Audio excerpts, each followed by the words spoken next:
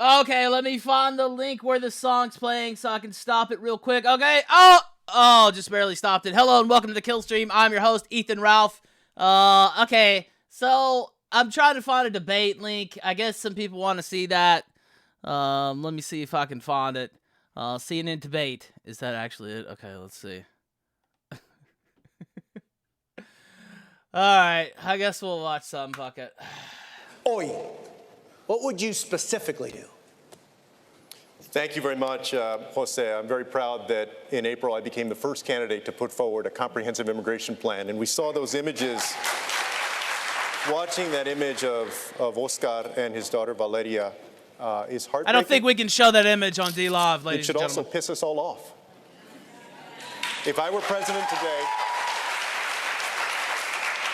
and it should spur us to action, if I were president today, I would sign an executive order that would get rid of Trump's zero-tolerance policy, the Remain in Mexico policy, and the metering policy. This metering policy is basically what prompted Oscar and Valeria to make that risky swim across the river. They have been playing games with people who are coming and trying to seek asylum at our ports of entry. Oscar and Valeria went to a port of entry. There you go. They were denied I have too many windows to open. make an asylum claim. So they got frustrated and they tried to cross the river and they died because of that. On day one, sorry. On day one, I would do that executive order that would address metering, and then I would follow that up in my first 100 days with immigration reform that would honor asylum claims, that would put undocumented immigrants, as long as they haven't committed a serious crime, on a pathway to citizenship, and then would go to the root cause of the issue, which is we need a Marshall Plan for Honduras and Guatemala and El Salvador, so that people can find safety and opportunity at home instead of coming to the United States to seek it. Senator Booker, what would you do on day one? And this is a situation that the next president will inherit. Yes. La situación ahora es inaceptable. Este presidente ha atacado, ha demonizado los inmigrantes. Es inaceptable. Voy a cambiar esto. On day one, I will make sure that, number one, we end the ICE policies and the customs and border policies that are violating the human rights. When people come to this country, they do not leave their human rights at the border. Number two, I will make sure that we reinstate DACA, that we reinstate pathways to citizenship for DACA recipients, and to make sure that people that are here on temporary protected status can stay and remain here. And then finally, we need to make sure that we address the issues that made Oscar and Valeria come in the first place by making major investments in the Northern Triangle, not like this president is doing, by ripping away the resources we need to actually solve this problem. We cannot surrender our values and think that we're going to get border security. We actually will lose security and our values. We must fight for both. Jose, if I might, very briefly, and this is an important point, you know, my plan, and I'm glad to see that Senator Booker, Senator Warren, and Governor Inslee agree with me on this. My plan also includes getting rid of Section 1325 of the Immigration and Nationality Act, to go back to the way we used to treat this when somebody comes across the border, not to criminalize desperation, to treat that as a civil violation. And here's why it's important. We see all of this horrendous family separation. They use that law, Section 1325, to justify under the law separating little children from their families. Jose, and so I want to challenge every single candidate on this stage to support the repeal of Section 1325. 30 seconds. As my friend here said, I agree with him on that issue, but folks should understand that the separation of children from families doesn't just go on at our border. It happens in our communities as ICE are ripping away parents from their American children, spouses and the like, and are creating fear in cities all across this country where parents are afraid to even drop their kids off to school or go to work. We must end those policies as well. Discussion about immigration in this country, because look at the bottom line here. That tragic photo of that parent, that child, and I'm saying this as a father. Every American should feel that in their heart, and every American should say that is not America. Those are not Mayor of New York, Bill de Blasio. We have to get under the skin of why we have this crisis in our system, because we're not being honest about the division that's been fomented in this country. The way that American citizens have been told that immigrants somehow created their misery and their pain and their challenges. For all the American citizens out there who feel you're falling behind, who feel the American dream's not working for you, the immigrants didn't do that to you. The big corporations did that to you. The 1% did that to you. We need to be the party of working people, and that includes the party of immigrants. But first, we have to tell working people in America who are hurting that we're going to be on their side every single time against those big corporations who created this mess to begin with.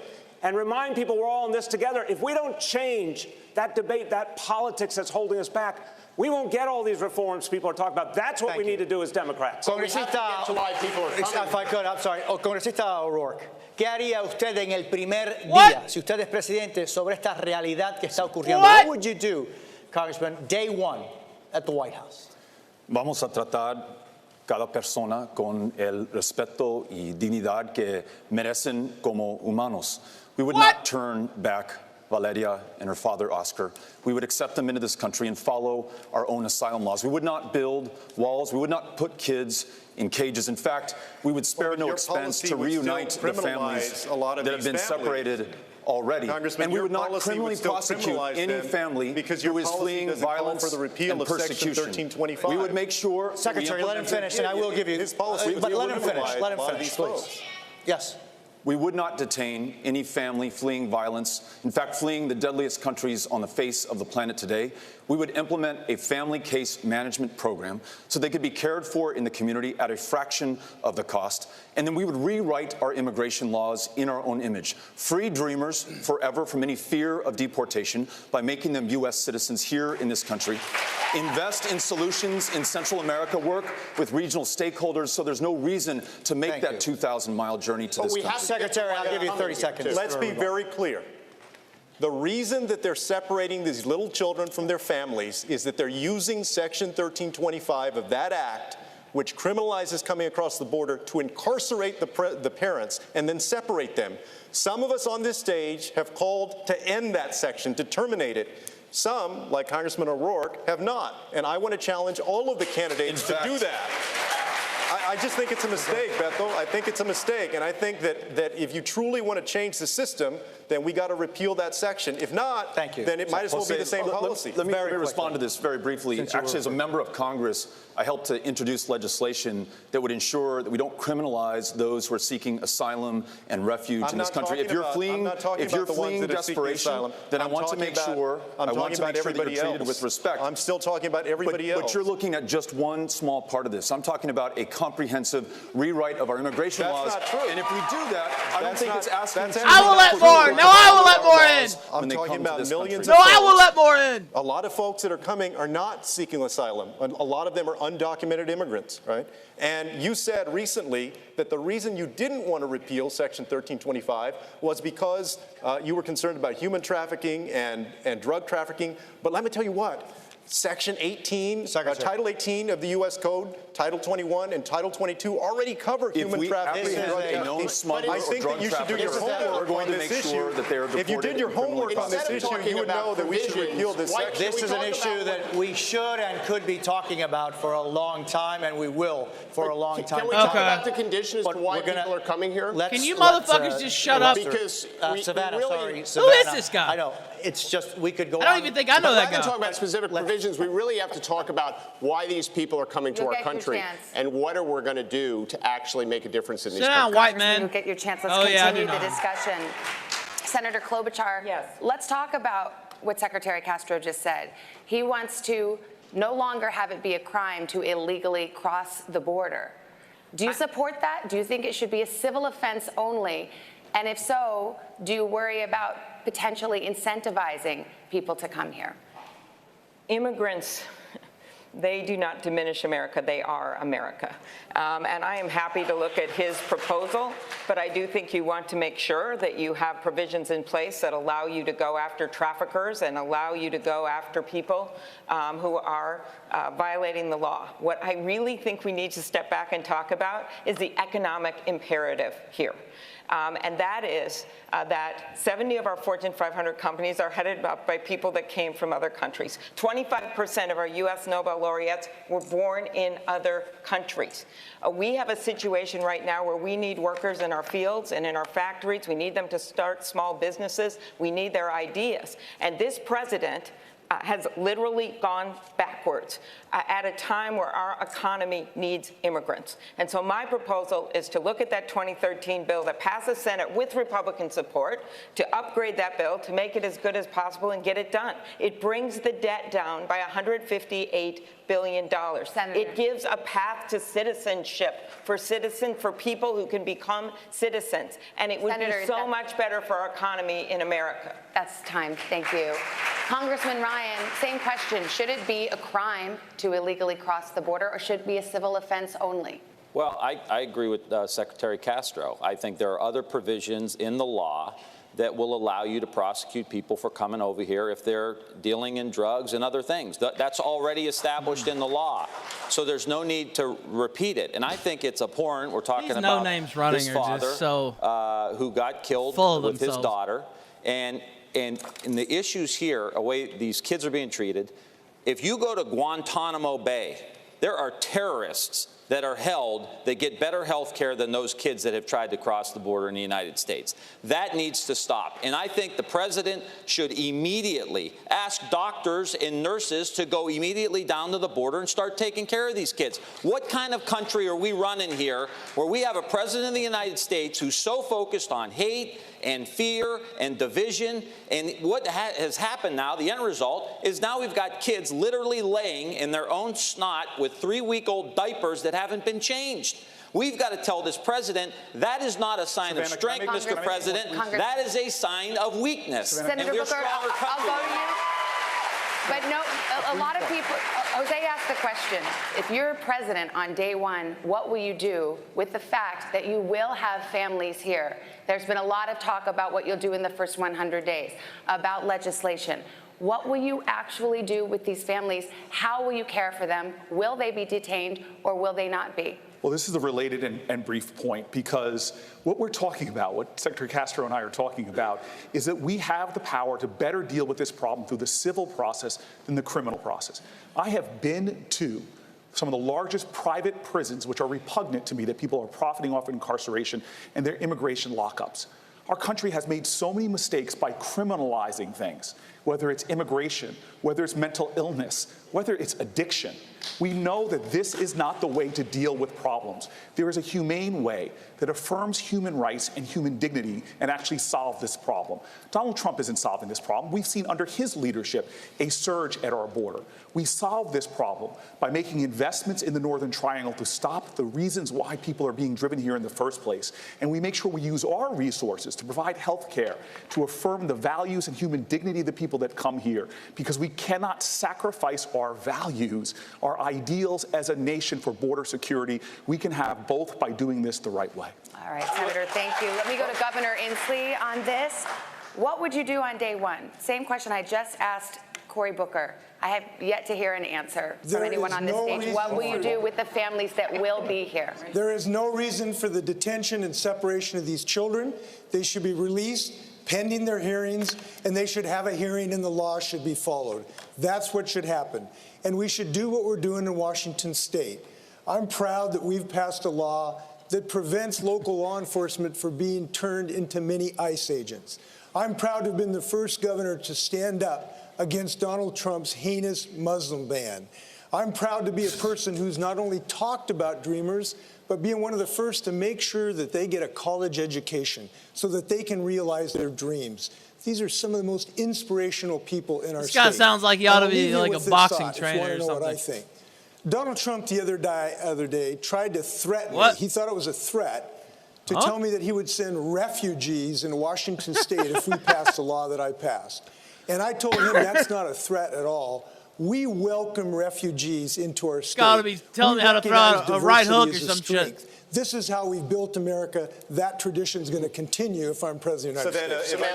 We're going to switch to another topic now. We've got a lot to get through. Let's talk. My grandfather was actually separated from his family when he came to this country. We're going to talk about Iran right now because we're working against the clock. Tankers have been attacked. A U.S. drone has been shot down. There have been disturbing threats issued by both the U.S. and Iranian leadership. I'd like, if you can, just for a moment, to put aside how you think we may have gotten here. But what I want to know is, how do you dial it back? So a show of hands, who as president would sign on to the 2015 nuclear deal as it was originally negotiated?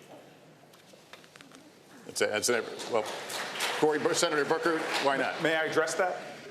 First and foremost, it was a mistake to pull out of that deal. And one of the reasons why we're seeing this hostility now is because Donald Trump is marching us to a far more dangerous situation. Literally, he took us out of a deal that gave us transparency into their nuclear program and pushed back a nuclear breakout 10, 20 years. And now we see Iran threatening to go further, and we're being pulled in further and further into this crisis. We need to renegotiate and get back into a deal, but I'm not going to have a primary platform to say unilaterally I'm going to rejoin that deal, because when I'm president of the United States, I'm going to do the best I can to secure Who knows how long this they're going country tonight? Are and they that going all the way region until and make 11? Sure that if I I have hope an not. opportunity Jesus to leverage Christ. a better deal, I'm going to do it. All right, Senator Klobuchar, I'd like you to answer that question because you said you No. would negotiate yourself back into the Iranian agreement. Can you argue that that nuclear pact, as it was ratified, was a good deal? Yes, it was. It was imperfect, but it was a good deal for that moment. I would have worked to get longer sunset periods, and that's something we could negotiate to get back in the deal. But the point is, Donald Trump told us when he got out of it that he was going to give us a better deal. Those were his words. And now we are a month away from the Iranians who claim now that they're going to blow the caps I'm going to have to look it up on myself, I enriching, guess. Uranium. And the Iranians have I have told a us feeling, this. and they're going so that's where until we are 11 right now. now. He has made us less safe than we were when he became president. So what I would do is negotiate us back into that agreement, is stand with our allies and not give unlimited leverage to China and Russia, which is what he has done. And then, finally, I would make sure that if there is any possibility of a conflict, and we're having this debate in Congress right now, that he comes to Congress for an authorization of military force. I would do that. And this president is literally every single day 10 minutes away from going to war, one tweet away from going to war, and I don't think we should conduct foreign policy in our bathrobe at 5 in the morning, which is what he does. Congresswoman Gabbard, you've said you would sign back onto the 2015 deal. Would you insist, though, that it address Iran's support for Hezbollah? Let's deal with the situation where we are, where this president and his chicken hawk cabinet have led us to the brink of war with Iran. I served in the war in Iraq at the height of the war in 2005, a war that took over 4,000 of my brothers and sisters in uniforms lives. The American people need to understand that this war with Iran would be far more devastating, far more costly than anything that we ever saw in Iraq. Smash or pass! It would take many more lives. It would exacerbate the refugee crisis. And it wouldn't be just contained within Iran. This would turn into a regional war. This is why it's so important that every one of us, every single American, stand up and say, no war with Iran.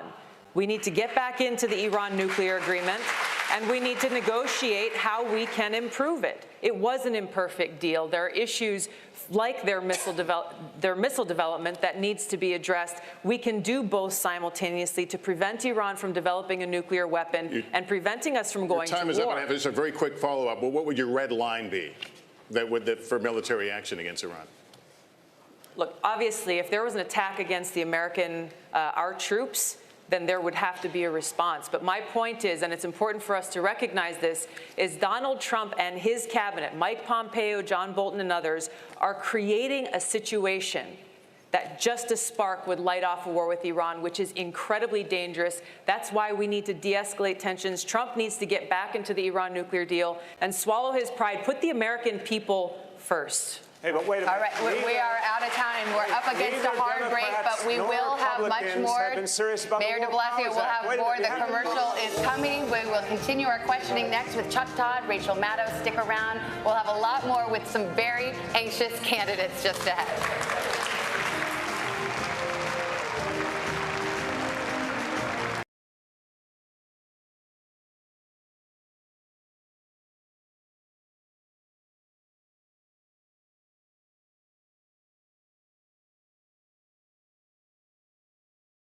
I've been talking this whole time. I apologize. I was talking to myself, but I said, let me find out where the debate is tonight. And as it turns out, it's in Miami. It's in Miami, Florida. Not my absolute favorite place on the planet right now. Just let me put it that way. But no, it's not muted now. Shut the fuck up. So what do you guys think about the debate so far. I'm looking at the chat. We'll see what's going on. I guess the strongest answer I probably heard, not saying it's right or anything, would be Klobuchar. Seemed the most packaged. Booker, I guess, but it's kind of hard to watch at times. All right, what's he saying? Here in this trend line, it's a very narrow range that Trump is operating in. What I mean by that is, look at this. This is his high watermark, his peak. Yeah, well, we know Trump plays to his base, right? That's all you need to say. That's. We don't really have to say anything else. Trump doesn't do too much outreaching, does he? Unless it's to grab you around the throat. Now, let's see. Just tuned in. Gabber. Yeah, Gabber was pretty good. Her answer was pretty good. She stumbled in the middle. I don't know if she had something like she choked or something. But other than that, her answer was pretty strong. And I mean, of course, I agree with her.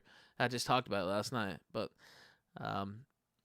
let's see. Nails on a chalkboard. She needs to get a little smoother, though. Let's be honest. Let's see.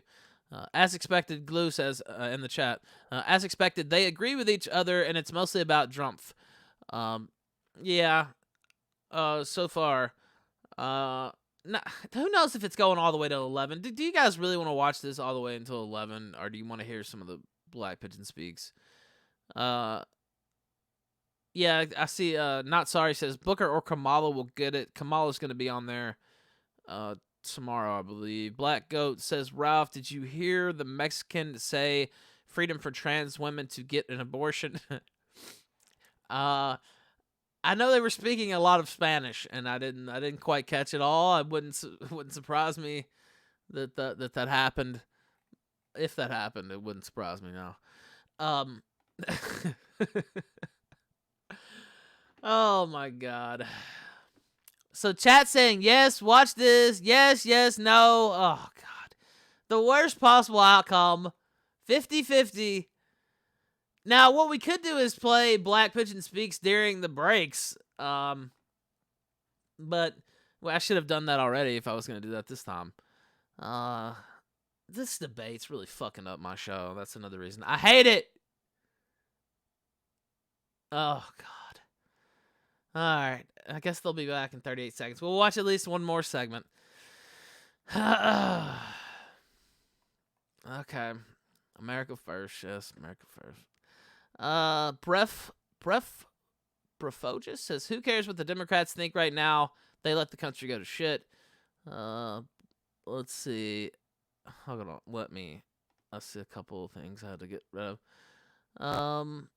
Chromatron says, I want that hot goss. Well, the conversation with the Black Pigeon Speaks, I wouldn't really call it the hot goss. But okay. BPS after. Yeah, okay. All right. Here's more of the debate. We do need a poll. Maybe I could try it. And welcome back, everyone, to the first Democratic presidential debate from the Arts Center in Miami. And as we continue the questioning, time to get more members of our team in the mix. So right now, let's turn it over to Chuck Todd and Rachel Maddow. Take it away. Thanks, Jose. All right, we're going to start by recapping the rules. 20 candidates qualified for this first Democratic debate. We're going to hear from 10 tonight, 10 more tomorrow. The breakdown for each night was selected at random. Now, the candidates will have 60 seconds to answer, 30 seconds for a follow-up if necessary, and we will be ruthless if necessary. Yeah, we can do that. By the way, hi, Rachel. Hi, Chuck. How you doing? Good. And we've got a lot of ground to cover. We're going to be talking about guns and climate here up top. A whole lot more in this hour. Obviously, because of the size of the field, not every person will be able to weigh in on everything, but over the course of this next hour, we will hear from everyone. I promise everybody. And to begin with, we're going to go with guns. And Senator Warren, I want to start with you. We are less than 50 miles from Parkland, Florida, where 17 people were killed in a school shooting last year, and where there has been significant activism on gun violence ever since. Many of you are calling for a restoration of an assault weapons ban. But even if implemented, there will still be hundreds of millions of guns in this country. should there be a role for the federal government? Their mics are on. Everybody's mics are on. I think we have a. Yeah, so I heard that too. That's okay.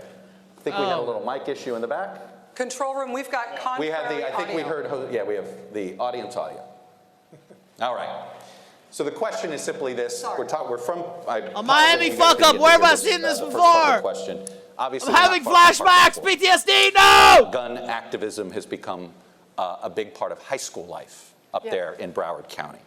Many of you are calling for tighter gun restrictions. Some of you are calling for the restoration of the assault weapons ban. But even if it's put in place, there's still going to be perhaps hundreds of millions of guns still on the streets. Is there a role for the federal government in order to get these guns off the streets? Someone's got my binder. What's happening? I'm not even going to be able to hold the debate tonight, apparently. If the control room can turn off the mics. Yeah, if the control room can turn off the mics of our previous moderators, we will. I think it's the prior moderators. You know, we prepared for everything. Guess what, guys? We did not prepare for this. We are going to take a quick break. We're going to get this technical situation fixed. We will be right back. CNN. I mean, whatever. NBC. Whatever, they're all the same. Okay. Can we please? God damn it. Shut up. What screen do I have? All lies. All right, there we go. Technical difficulties there in Miami. I said CNN, but it's actually NBC hosting the debate. Let me see. I'm not muted. Okay, I'm not muted. All right. I'm just making sure. Oh, man. That's probably the best part of the debate so far, I would say.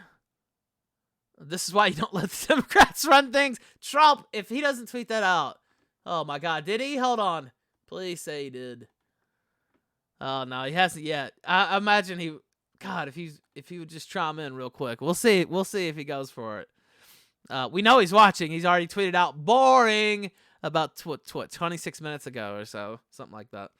What, how many minutes? 27 minutes ago. Okay. They have Steve Kornacki back. Another 3-minute segment with Steve. God, this is ridiculous. Why don't we tease the Black Pigeon Speaks interview? Oh, I don't want to hear Steve Kornacki. I've heard enough, Steve. I don't hate the guy, but he's not. I think I've heard enough. Okay, VLC. All right, let me go ahead and welcome BPS Black Pigeon Speaks back to the kill stream. How you doing today, sir? Doing very well. I apologize to your listeners. I'm crunching on a cracker just as you introduced me, so I apologize for that. I'm doing okay, my friend. How about yourself? I'm pretty good, man. Pretty good. Had a long week last week, but I'm back at it. I saw a bit of that. I'm not really, because I'm actually. Yeah. So I'm not really on the internet so much. So I saw a little bit of that. I'm not too sure I can weigh in on any of it. So no, there's no need. No need. So I won't. Yeah. We brought you on here to talk about Asia and Japan, where you lived. How long did you live in Japan, actually? Well, I'm still living there several years now. I'm looking at leaving though in the next few months. Really? Only because like I just kind of need a change of environment. I think it's a great place. It doesn't mean I won't go back. I've got a visa that allows me to stay there for whenever I want to. So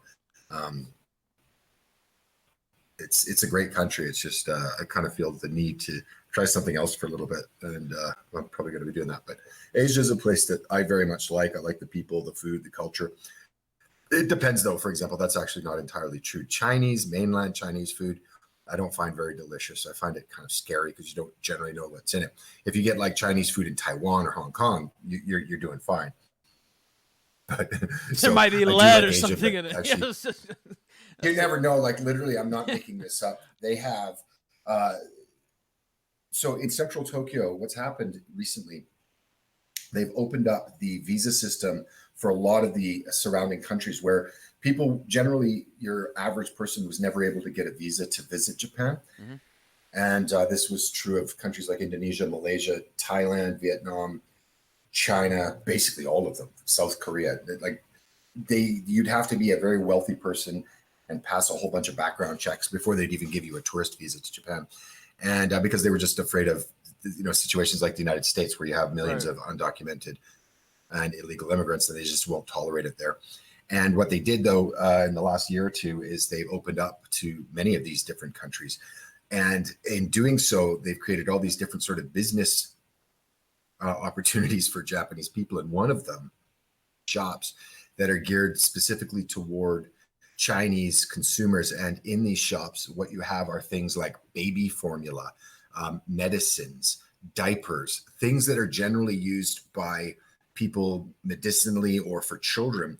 And the reason they're so popular, and I'm not kidding, in central Shinjuku where I live, there's one that's about four stories tall, and it's the size of a small Walmart, geared toward Chinese tourists to be able to buy safe products. All right, we'll stop it there.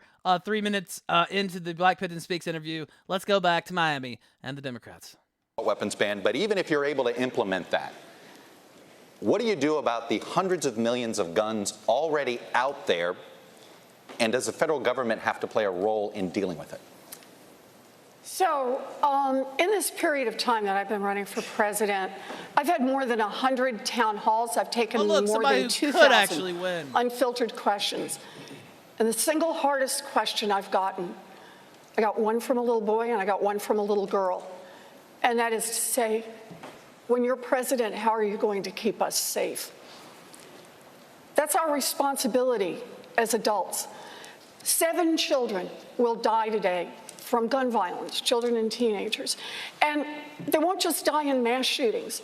They'll die on sidewalks, they'll die in playgrounds, they'll die in people's backyards. Gun violence is a national health emergency in this country, and we need to treat it like that. So what can we do? We can do the things that are sensible. We can do the universal background checks. We can ban the weapons of war. But we can also double down on the research and find out what really works, where it is that we can make the differences at the margins that will keep our children safe. We need to treat this like the virus that's killing our children. You didn't address, do you think the federal government needs to go and figure out a way to get the guns that are already out there? What I think we need to do is we need to treat it like a serious research problem, which we have not done. You know, guns in the hands of a collector who's had them for decades, who's never fired them, who takes safety seriously, that's very different from guns that are sold and turned over quickly. We can't treat this as an across-the-board problem. We have to treat it like a public health emergency. That means bring data to bear, and it means make real change in this country, whether it's politically popular or not. Senator Booker, you have a program. We need to fight for our children. Senator Booker, you have a federal government buyback program in your plan. How is that going to work? Well, first of all, I want to say my colleague and I both have been hearing this on the campaign trail. But what's even worse is I hear gunshots in my neighborhood. I think I'm the only one, I hope I'm the only one on this panel here that had 7 people shot in their neighborhood just last week. Someone I knew, Shahad Smith, was killed with an assault rifle at the top of my block last year. For millions of Americans, this is not a policy issue. This is an urgency. And for those who have not been directly affected, they're tired of living in a country where their kids go to school to learn about reading, writing, and arithmetic, and how to deal with an active shooter in their school. This is something that I'm tired of, and I'm tired of hearing people, all they have to offer is thoughts and prayers. In my faith, people say faith without works is dead. So we will find a way. But the reason we have a problem right now is we've let the corporate gun lobby frame this debate. It is time that we have bold actions and a bold agenda. I will get that done as President of the United States because this is not about policy, this is personal. Thank you, Senator Booker. Secretary Castro, I'd like to talk to you about something that Senator Booker just mentioned there, the idea of active shooter drills in schools. As school shootings seem like an almost every day or every week occurrence now, they don't make a complete news cycle anymore, no matter the death toll. As parents are so afraid as their kids go off to school that their kids will be caught up in something like this, next to nothing has changed in federal law that might affect the prevalence of school shootings. Is this a problem that is going to continue to get worse over our lifetimes, or is there something that you would do as president that you really think would turn it around? Yeah, Rachel, I'm the dad of a 10-year-old girl, Karina, who's here tonight. And the worst thing is knowing that your child might be worried about what could happen at school, a place that's supposed to be safe. The answer to your question is no, we don't have to accept that. And I believe that on January 20th, 2021, at 12:01 p.m., we're going to have a Democratic president, a Democratic House, and a Democratic Senate. And the activists of Parkland, folks from Moms Demand, who have risen up across the United States and inspired so many people. You know, we may not have seen yet legislative action, but we're getting closer. The House took a vote.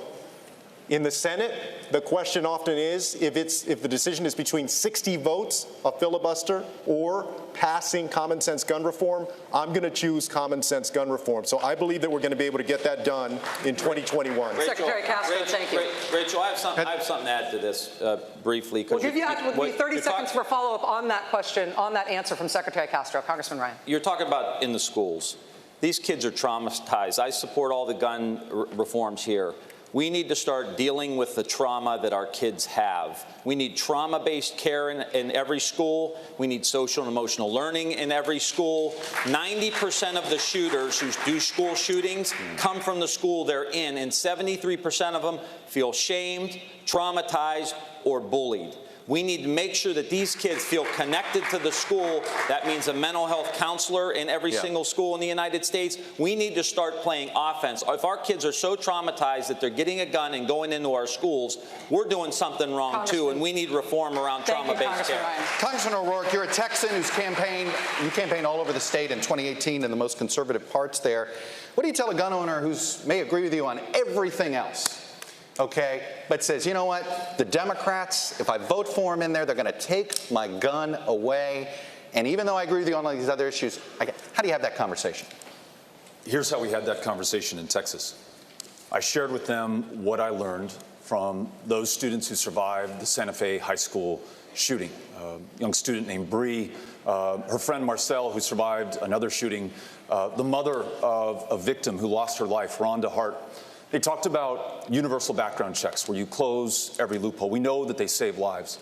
Talked about ending the sales of assault weapons into our communities. Those weapons of war were designed to kill people as effectively and as efficiently as possible. They should belong on the battlefield and not in our communities. Red flag laws so that if someone poses a danger to themselves or to someone else, they're stopped before it's too late. And what I found in each one of those 254 counties is that Democrats and independents and Republicans, gun owners and non-gun owners alike, agreed. But this effort must be led by the young people that you referenced at the beginning of this issue. Those students from Marjory Stoneman Douglas led the charge here in Florida, and they've been able to change those laws. They're making our democracy work, ensuring that our values and our interests and our priorities are reflected in the laws that we pass. Thank you, Congressman O'Rourke. Hang on. Let me give 30 seconds. Senator Klobuchar, the Iron Range, I'm curious. Gun confiscation, right? If the government is buying back, how do you not have that conversation? Well, that's not confiscation. You would give them the offer to buy back their gun. But I'll say this. I look at these proposals and I say, does this hurt my Uncle Dick in his deer stand, coming from a proud hunting and fishing state? These proposals don't do that. When I was a prosecutor, I supported the assault weapon ban.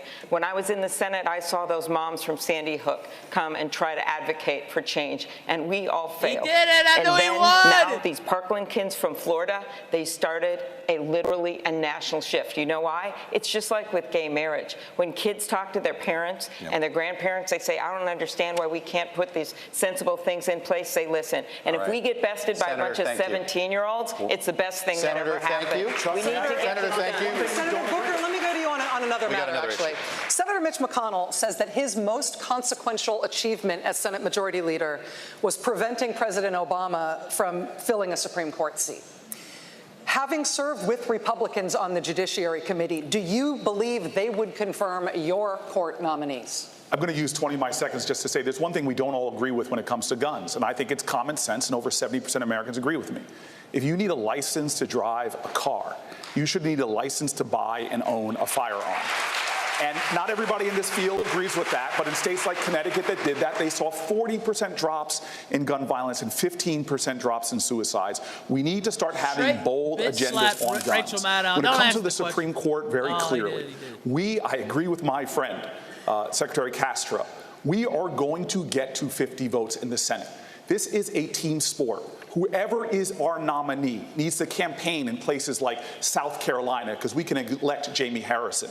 They need to campaign in places like Iowa because we can win a Senate seat there. This is about getting us back to having 50 votes in the Senate and more so that we can not only balance the Supreme Court, but start to pass an aggressive agenda that, frankly, isn't so aggressive because most of America agrees with the policy objectives of our party. Mayor de Blasio, I want to jump in on this for a follow-up. Mayor de Blasio, you're using we have to actually... Congressman Delaney, you'll have some time in a moment on this issue. Congressman Delaney, I'll give you some time in a moment. Mayor de Blasio, as an executive in the largest city in this country, you are used to saying what you want to have happen and having it happen. If you nominate a Supreme Court nominee as President of the United States and Mitch McConnell is still Senate Majority Leader, what makes you believe that he would allow you to make a nominee? Rachel, I am chief executive of the nation's largest city, and I also want to just say something quick on the gun issue and come to your question. The gun issue. Look, I run the largest police force in America, too, and if we're going to stop these shootings, we're going to get these guns off the street, we have to have a very different relationship between our police and our community. I also want to say there's something that sets me apart from all my colleagues running in this race, and that is for the last 21 years, I've been raising a black son in America. Oh, that's right. And I have had to have very, very serious talks with my son Dante about how to protect himself on the streets of our city and all over this country, including how to deal with the fact that he has to take special caution because there have been too many tragedies between our young men and our police, too, as we saw recently in Indiana. So we need to have a different conversation in this country about guns, but also a different conversation about policing that brings police and community together. We've done that in New York City, and we've driven down crime while we've done it. But to your question about Mitch McConnell, there's a political solution that we have to come to grips with. If the Democratic Party would stop acting like the party of the elites and be the party of working people again and go into states, including red states, to convince people we're on their side, we can put pressure on their senators to actually have to vote for the nominees that are put forward. Decent jurists who deserve that right. Thank you, Mayor de Blasio. Senator Warren, I'm going to get you, I will get you 30 seconds. I promise. Let me get this question. We're trying. I know you guys, we got other issues we're trying to get to, including a big one coming up in a minute. But Senator Warren, I want to continue on the Mitch McConnell thing because you have a lot of ambitious plans. You have a plan for that. Okay. We talked about the Supreme Court. Do you have a plan to deal with Mitch McConnell if you don't beat him in the Senate? If he's still sitting there as the Senate Majority Leader, it's very plausible you be elected president with a Republican Senate. Do you have a plan to deal with Mitch McConnell? I do.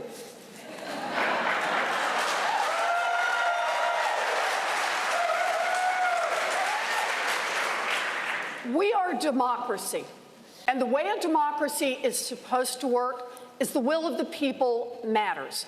Now, we for far too long have had a Congress in Washington that has just completely dismissed what people care about across this country. They have made this country work much better for those who can make giant contributions, made it work better for those who hire armies of lobbyists and lawyers, and not made it work for the people. Well, here's how I see this happening. Number one, sure, I want to see us get a Democratic majority in the Senate. But short of a Democratic majority in the Senate, you better understand, the fight still goes on. It starts in the White House, and it means that everybody we energize in 2020 stays on the front lines come January 2021.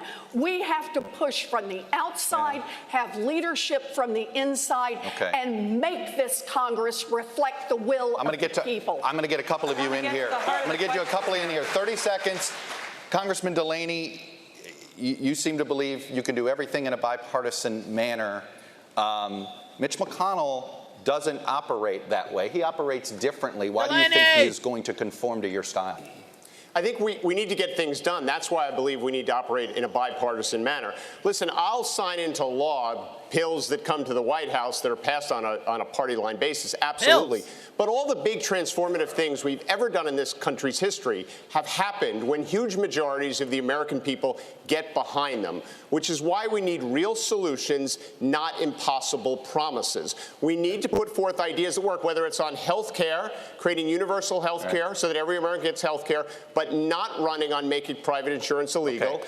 The gun issue is related. The gun safety issue is related because I can't tell you how many times I've been with folks in Western Maryland, and they said to me, you know, Democrats don't do anything for us, Republicans don't do anything for us. You fight all the time, so they vote on that single issue. Okay, if we become the party of getting things done for the American people with real solutions, not impossible promises, we'll be able to get all these things done. I promise 2:30s here. I'm going to say, Senator Booker, 30 seconds. How do you deal with Mitch McConnell? You've been in the Senate. You can't get bills on the floor right now with Mitch McConnell. Presidents can't do it. Is President Booker going to get his bills on the floor with Senator McConnell? You know, when I got to the United States Senate, going back to what de Blasio said, as an African-American man in an African-American dominated community, I knew one of the biggest issues was criminal justice reform. From police accountability to dealing with the fact that we have a nation that has more African-Americans under criminal supervision than all the slaves in 1850. And when I got to the Senate, people told me we could not get a comprehensive criminal justice reform bill done. And as my colleagues in the Senate know, I fought on that bill from the day I got to the Senate, built coalitions across the aisle, and today we passed the First Step Act. It's not as far as I want to go, but thousands of people will be liberated. I've taken on tough problems people said we cannot achieve, and I've been able to get things accomplished. Thank you, Senator Booker. Rachel's got the next question. Hold on, Governor, you're going to be happy with where we go. Governor Inslee, this next question is to you. You got me? Rachel. You got me? You have staked your candidacy on the issue of climate change. It is first, second, and third priority for you. You said it's all the issues. Let's get specific. We're here in Miami, which is already experiencing serious flooding on sunny days as a result of sea level rise. Parts of Miami Beach and the Keys could be underwater in our lifetimes. Does your plan save Miami? Yes, first by taking away the filibuster from Mitch McConnell to start with. We have to do that. Look at, we are the first generation to feel the sting of climate change, and we are the last that can do something about it. Our towns are burning, our fields are flooding, Miami is inundated. And we have to understand, this is a climate crisis. Here's the left hook guy. An emergency. Right hook. And it is our last chance in the administration, next one, to do something about it. And we need to do what I've done in my state. We've passed a 100% clean electrical grid bill. We now have a vision statement, and my plan has been called the gold standard of putting people to work. But the most important thing on this, and the biggest decision for the American public, is who's going to make this the first priority. And I am the candidate and the only one who's saying this has to be the top priority of the United States, the organizing principle to mobilize the United States so that we can do what we've always done, lead the world and invent the future and put 8 million people to work. Governor, that's what we're going to do. Governor, Congressman O'Rourke, you've also put out a big climate change plan from your campaign. You want some big changes in a pretty short period of time, including switching to renewable energy, pushing to replace gas-powered cars in favor of electric ones. What's your message to a voter who supports the overall goal of what you're trying to do, but suddenly feels as if government's telling them how to live and ordering them how to live? What is that balance like? I think you've got to bring everybody in to the decisions and the solutions to the challenges that we face. That's why we're traveling everywhere, listening to everyone. We were in Pacific Junction, a town that had never meaningfully flooded before, just up against the Missouri River in Iowa. And every home in that community had flooded. There were farms just outside of Pacific Junction that were effectively lakes. Those farmers already underwater in debt. Their markets closed to them by a trade war under this administration, and now they don't know what to do. We, in our administration, are going to fund resiliency in those communities, in Miami, in Houston, Texas, those places that are on the front lines of climate change today. We're going to mobilize $5 trillion in this economy over the next 10 years. We're going to free ourselves from a dependence on fossil fuels, and we're going to put farmers and ranchers in the driver's seat. renewable and sustainable agriculture to make sure that we capture more carbon out of the air and keep more of it in the soil, paying farmers for the environmental services that they want to provide. If all of us does all that we can, then we're going to be able to keep this planet from warming another 2 degrees Celsius and ensure that we match what this country can do and live up to our promise and our potential. 30 seconds, Secretary Castro. Who pays for the mitigation to climate, whether it's building seawalls, for people that are perhaps living in places that they shouldn't be living? Is this a federal government issue that needs to do that? Do they have to move these people? What do you do about that where maybe they're building a house someplace that isn't safe? Who pays to build that house? And how much should the government be bailing them out? Well, I don't think that represents the vast majority of the issue. In fact, my first visit after I announced my candidacy wasn't to Iowa or New Hampshire, it was to San Juan, Puerto Rico. Because people should know that if I'm elected president, everybody will count. And I'm one of the few candidates in this race with executive experience, with a track record of getting things done. When I was mayor of San Antonio, we moved our local public utility. We began to shift it from coal-fired plants to solar and other renewables, and also created more than 800 jobs doing that. And when I was HUD Secretary, we worked on the National Disaster Resilience Competition to invest in communities that were trying to rebuild from natural disasters in a sustainable way. That's the way that we're going to help make sure that we're all safer in the years to come and that we combat climate change. And if I'm elected president, the first thing that I would do, like Senator Klobuchar also has said, is sign an executive order recommitting us to the Paris Climate Accord so that we lead again. Congressman Ryan, I got a full question for you here, which is simply this. There are a lot of the climate plans include pricing carbon, taxing carbon in some way. This type of proposal has been tried in a few places, whether it's Washington State, where voters voted it down. You had the Yellow Vest movement. We had in Australia one party get rejected out of fear of the cost of climate change sort of being put on the backs of the consumer. If pricing carbon is just politically impossible, how do we pay for climate mitigation? Well, there's a variety of different ways to pay. We talk about different ways of raising revenue, and I think we've got to build our way out of this and grow our way out of it. But let me just talk real quick to the previous question about real politics. We could talk about climate, we could talk about guns, we could talk about all of these issues that we all care about. We have a perception problem with the Democratic Party. We are not connecting to the working class people in the very states that I represent, in Ohio, in the industrial Midwest. We've lost all connection. That we have got to change the center of gravity of the Democratic Party from being coastal and elitist and Ivy League, which is the perception, to somebody from the forgotten communities that have been left behind for the last 30 years, to get those workers back on our side so we can say we're going to build electric vehicles, we're going to build solar panels. But if you want to beat Mitch McConnell, this better be a working class party if you want to go into Kentucky and take his rear end out. And if you want to take Lindsey Graham out, you got to have a blue collar party that can go into the textile communities in South Carolina. So all I'm saying here, thank you, Congressman Ryan. All I'm saying here, thank you, Congressman Ryan. So Chuck, all I'm saying is here, if we don't address that fundamental problem with our connection to workers, white, black, brown, gay, straight, working class people, none of this is going to get done, Chuck. Thank you very much. We're going to keep moving. Congressman Delaney, I'm going to get to you. I introduced the only bipartisan carbon tax bill in the Congress. All right. 30 seconds, go. All the economists agree that a carbon pricing mechanism works. You just have to do it right. You can't put a price on carbon, raise energy prices, and not give the money back to the American people. My proposal, which is put a price on carbon, give a dividend back to the American people. It goes out one pocket, back in the other. Thank you, Congressman. I can get that passed my first year as president with a coalition of every Democrat. Yes, I know I'm muted. I don't know. What do you want me to say about these guys? What the fuck? Because Republicans in Florida, they actually care about this issue. I didn't even want to do a debate tonight. This has got to be our way forward. I was going to do it tomorrow night. About this issue. Congresswoman Gabbard, we're going to move here. One of the first things you did after launching your campaign was to issue an apology here's Tulsi. to the LGBTQ community about your past stances and statements on gay rights. After the Trump administration's rollbacks of civil rights protections for many in that community, why should voters in that community, or voters that care about this issue in general, trust you now? Well, let me say that there is no one in our government at any level who has the right to tell any American who they should be allowed to love or who they should be allowed to marry. My record in Congress for over 6 years shows my commitment to fighting for LGBTQ equality. I serve on the Equality Caucus and recently voted for passage of the Equality Act. Maybe many people in this country can relate to the fact that I grew up in a socially conservative home, held views when I was very young that I no longer hold today. I've served with LGBTQ service members, both in training and deployed downrange.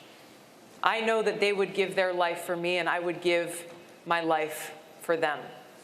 It is this commitment that I'll carry through as President of the United States, recognizing that there are still people who are facing discrimination in the workplace, still people who are unable to find a home for their families. It is this kind of discrimination that we need to address. But it's not enough. It's not enough. If I can add to this, it's very important. 30 because seconds, this is not Senator. enough.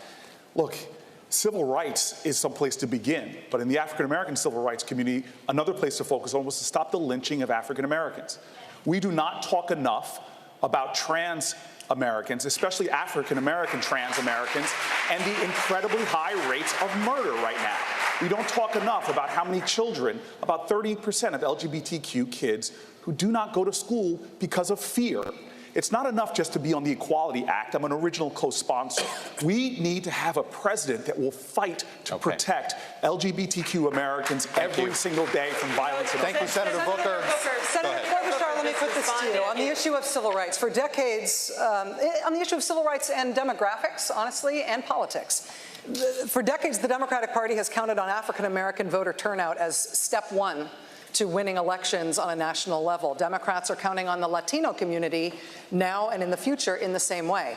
What have you done for Black and Latino voters that should enthuse them about going to the polls for you if you're your party's nominee? My life and my career and my work in the Senate has been about economic opportunity. And to me, this means better child care for everyone in this country. And when you want to have an economy that works, you need to have retirement that works. You need to have public schools that work. And you also need to make sure that those communities are able to get those Somebody jobs wanted of the to take future, calls. the If you STEM want to jobs. get in fact, the Donald green Trump, room, on I'll the bring you first in during the bills break. that he signed, of the 34 he signed where I was the lead Democrat, okay, that's a first up here, was one that was about that, making sure minority community members. If you want some commentary, I was just saying on Twitter, it's very hard to call winners in debates this big. I haven't been thrilled by anybody. Well, Klobuchar, I mean, there's been some, some strong, I guess, what do you want to call it, theatrics or performance skills, I guess. Booker's been, eating a lot of mic time. Inslee, not terrible. I don't know, though. I'd have to, we'll talk more during the break. We will work to make sure everyone can vote at this table. Everyone can vote in this country.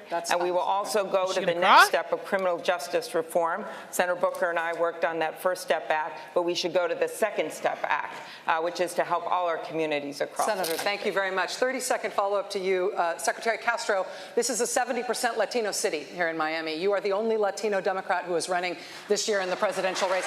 Is that enough of an answer? What Senator Klobuchar is describing there, an economic justice agenda, is that enough to mobilize Latino voters to stand with the Democratic Party in a big way? Well, I also think that we have to recognize racial and social justice. And, I was in Charleston not too long ago, and I remembered that Dylan Roof went to the Mother Emanuel AME Church, and he murdered 9 people who were worshiping, and then he was apprehended by police without incident. Well, but what about Eric Garner and Tamir Rice and Laquan McDonald and Sandra Bland and Pamela Turner and Antonio Arce? I'm proud that I'm the only candidate so far that has put forward legislation that would reform our policing system in America and make sure that no matter what the color of your skin is, that you're treated the same, including Latinos who are mistreated too oftentimes by police. Secretary Castro, thank you. Let me go over to Lester Holt, who's got a question, I believe, a viewer question. I'm over here, Chuck. Thanks. We ask voters from across the country to submit their questions to the candidates. Let me read one now. This comes from John in New York, who submitted this question. He asks, does the United States have a responsibility to protect? In the case of genocide or crimes against humanity, do we have a responsibility to intervene, to protect people threatened by their governments, even when atrocities do not affect American core interests? I'd like to direct that question to Congressman O'Rourke. John, I appreciate the question. The answer is yes. But that action should always be undertaken with allies and partners and friends. When the United States presents a united front, we have a much better chance of achieving our foreign policy aims and preventing the kind of genocide to which you refer, the kind of genocide that we saw in Rwanda, the kind of genocide we want to stop going forward. But unfortunately, under this administration, President Trump has alienated our allies and our friends and our alliances. He's diminished our standing in the world, and he's made us weaker as a country, less able to confront challenges, whether it's Iran or North Korea or Vladimir Putin in Russia, who attacked and invaded our democracy in 2016, and who President Trump has offered another invitation to do the same. He's embraced strongmen and dictators at the expense of the great democracies. As president, I will make sure that we live our values in our foreign policy. I will ensure that we strengthen those alliances and partnerships and friendships and meet any challenge that we face together. That makes America stronger. What about the War Powers Act? Congressman O'Rourke, what about the War Powers Act being a part of that equation, with deep respect to the congressman? Look, we've learned of painful lessons as Americans, that we've gone to war without congressional authorization. And look, this is very personal for me. I know the cost of war. My dad served in the Pacific in World War II in the U.S. Army. Battle of Okinawa, had half his leg blown off, and he came home with scars, both physical and emotional, and he did not recover. He spiraled downward, and he ultimately took his own life. And that battle didn't kill him, but that war did. And look, even in the humanitarian crisis, and I think we should be ready, Congressman, to intervene. God forbid there is a genocide, but not without congressional approval. Democrats and Republicans, both in the Congress, have not challenged presidents and have let them get away with running the military without the congressional approval. We learned a lesson in Vietnam we seem to have forgotten. The decisions have to be made by the United States Congress. I want to pick up in the this name point, of the and I people. want to put this to Congressman Ryan. Today, the Taliban claimed responsibility for killing 2 American service members in Afghanistan. Leaders as disparate as President Obama and President Trump have both said that they want to end U.S. involvement in Afghanistan. But it isn't over for America. Why isn't it over? Why can't presidents of very different parties and very different temperaments get us out of there? And how could you? I appreciate that question. So I've been in Congress 17 years, and 12 of those years I've sat on the Armed Services Committee, the Defense Appropriations Committee, or the Armed Services Committee. And the lesson that I've learned over the years is that you have to stay engaged in these situations. Nobody likes it. It's long. It's tedious. But right now we have, so I would say we must be engaged in this. We must have our State Department engaged. We must have our military engaged to the extent they need to be. But the reality of it is this president doesn't even have people appointed in the State Department to deal with these things, whether we're talking about Central America, whether we're talking about Iran, whether we're talking about Afghanistan. We've got to be completely engaged. And here's why. Because these flare-ups distract us from the real problems in the Trump country. apparently just landed in Alaska. Drone shot down for $130 million. I'm not kidding, by the way. Because the president is distracted.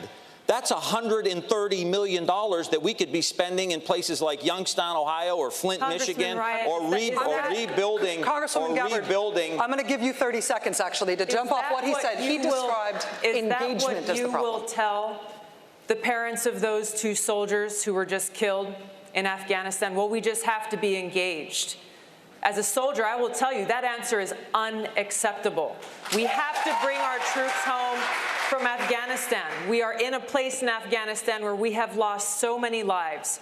We've spent so much money, money that's coming out of every one of our pockets, money that should be going into communities here at home, meeting the needs of the people here at home. We are no better off in Afghanistan today than we were when this war began. This is why it's so important to have a president and commander-in-chief who knows the cost of war and who's ready to do the job on day one. I am ready to do that job when I walk into the Oval Office. Thank you very much. Listen, I'm going to go down the line. I'm going to go down the line here. Well, you know what? You felt like she was responding. You get 30 seconds. Very go. good man. Fair I enough. appreciate that. I hear what you're saying. I would just say I don't want to be engaged. I wish we were spending all this money in places that I've represented that have been completely forgotten and we were rebuilding. But the reality of it is, if the United States isn't engaged, the Taliban will grow and they will have bigger, bolder terrorist acts. We have got to have some presence there. The Taliban was there long before we came in. They'll be there long before we leave. Well, we cannot keep U.S. troops deployed to Afghanistan thinking that we're going to somehow squash this Taliban that has been there, that every other country that's tried I didn't say squash them. When we weren't in there, they started flying planes into our buildings. So I'm just saying right now. The Taliban didn't attack us on 9/11. Al-Qaeda did. Well, I Al-Qaeda attacked us on 9/11. I understand. That's why I and so many other people joined the military to go after Al-Qaeda, not the Taliban. The Taliban was protecting those people Damn, who were plotting Tulsi, against us. did it to All I'm saying is, if we want to go into elections and we want to say that we got to withdraw from the world, that's what President Trump is saying. We can't. I would love for us to. Protecting Al-Qaeda right now in Saudi Arabia. I want to go down the line here, finish up foreign policy. It's a simple question. What is the biggest threat to, who is the geopolitical threat to the United States? Just give me a one-word answer, Congressman Delaney. Could you repeat the question? Greatest geopolitical threat to the United States right now, Congressman Delaney? Well, the biggest geopolitical challenge is China, but the biggest geopolitical threat remains nuclear weapons. Okay. Right? So those are, those are different questions. Totally get it. Go ahead, Governor Inslee. The biggest threat to the security of the United States is Donald Trump, and there's no question. Congresswoman Gabbard. The greatest geopolitical threat. The greatest threat that we face is the fact that we are at a greater risk of nuclear war today than ever before in history. Senator Two threats, economic threat, China, but our major threat right now is what's going on in the Mideast with Iran if we don't get our try to keep it slimmer than what we've been going here. One or two words. Our existential threat is climate change. We have to confront it before it's too late. Senator Warren. Climate change. Yeah, Senator Booker. Nuclear proliferation and climate change. Secretary Castro. Say China and climate change. Congressman Ryan. China, without a question, they're wiping us around the world economically. And Mr. Mayor. Russia, because they're trying to undermine our democracy, and they've been doing a pretty damn good job of it, and we need to stop them. All right. Well, thank you for that wide variety of answers, and I mean that. No, I mean that in a, that's what this debate is about. This is the best part of a debate like this. Congressman O'Rourke. Special Counsel Robert Mueller's report outlines multiple instances of potential criminal behavior by President Trump. House Speaker Pelosi has publicly and privately resisted any move toward impeachment in the House. If the House chooses not to impeach, as president, would you do anything to address the potential crimes that were outlined in Mr. Mueller's report? Yes, and I'll tell you why.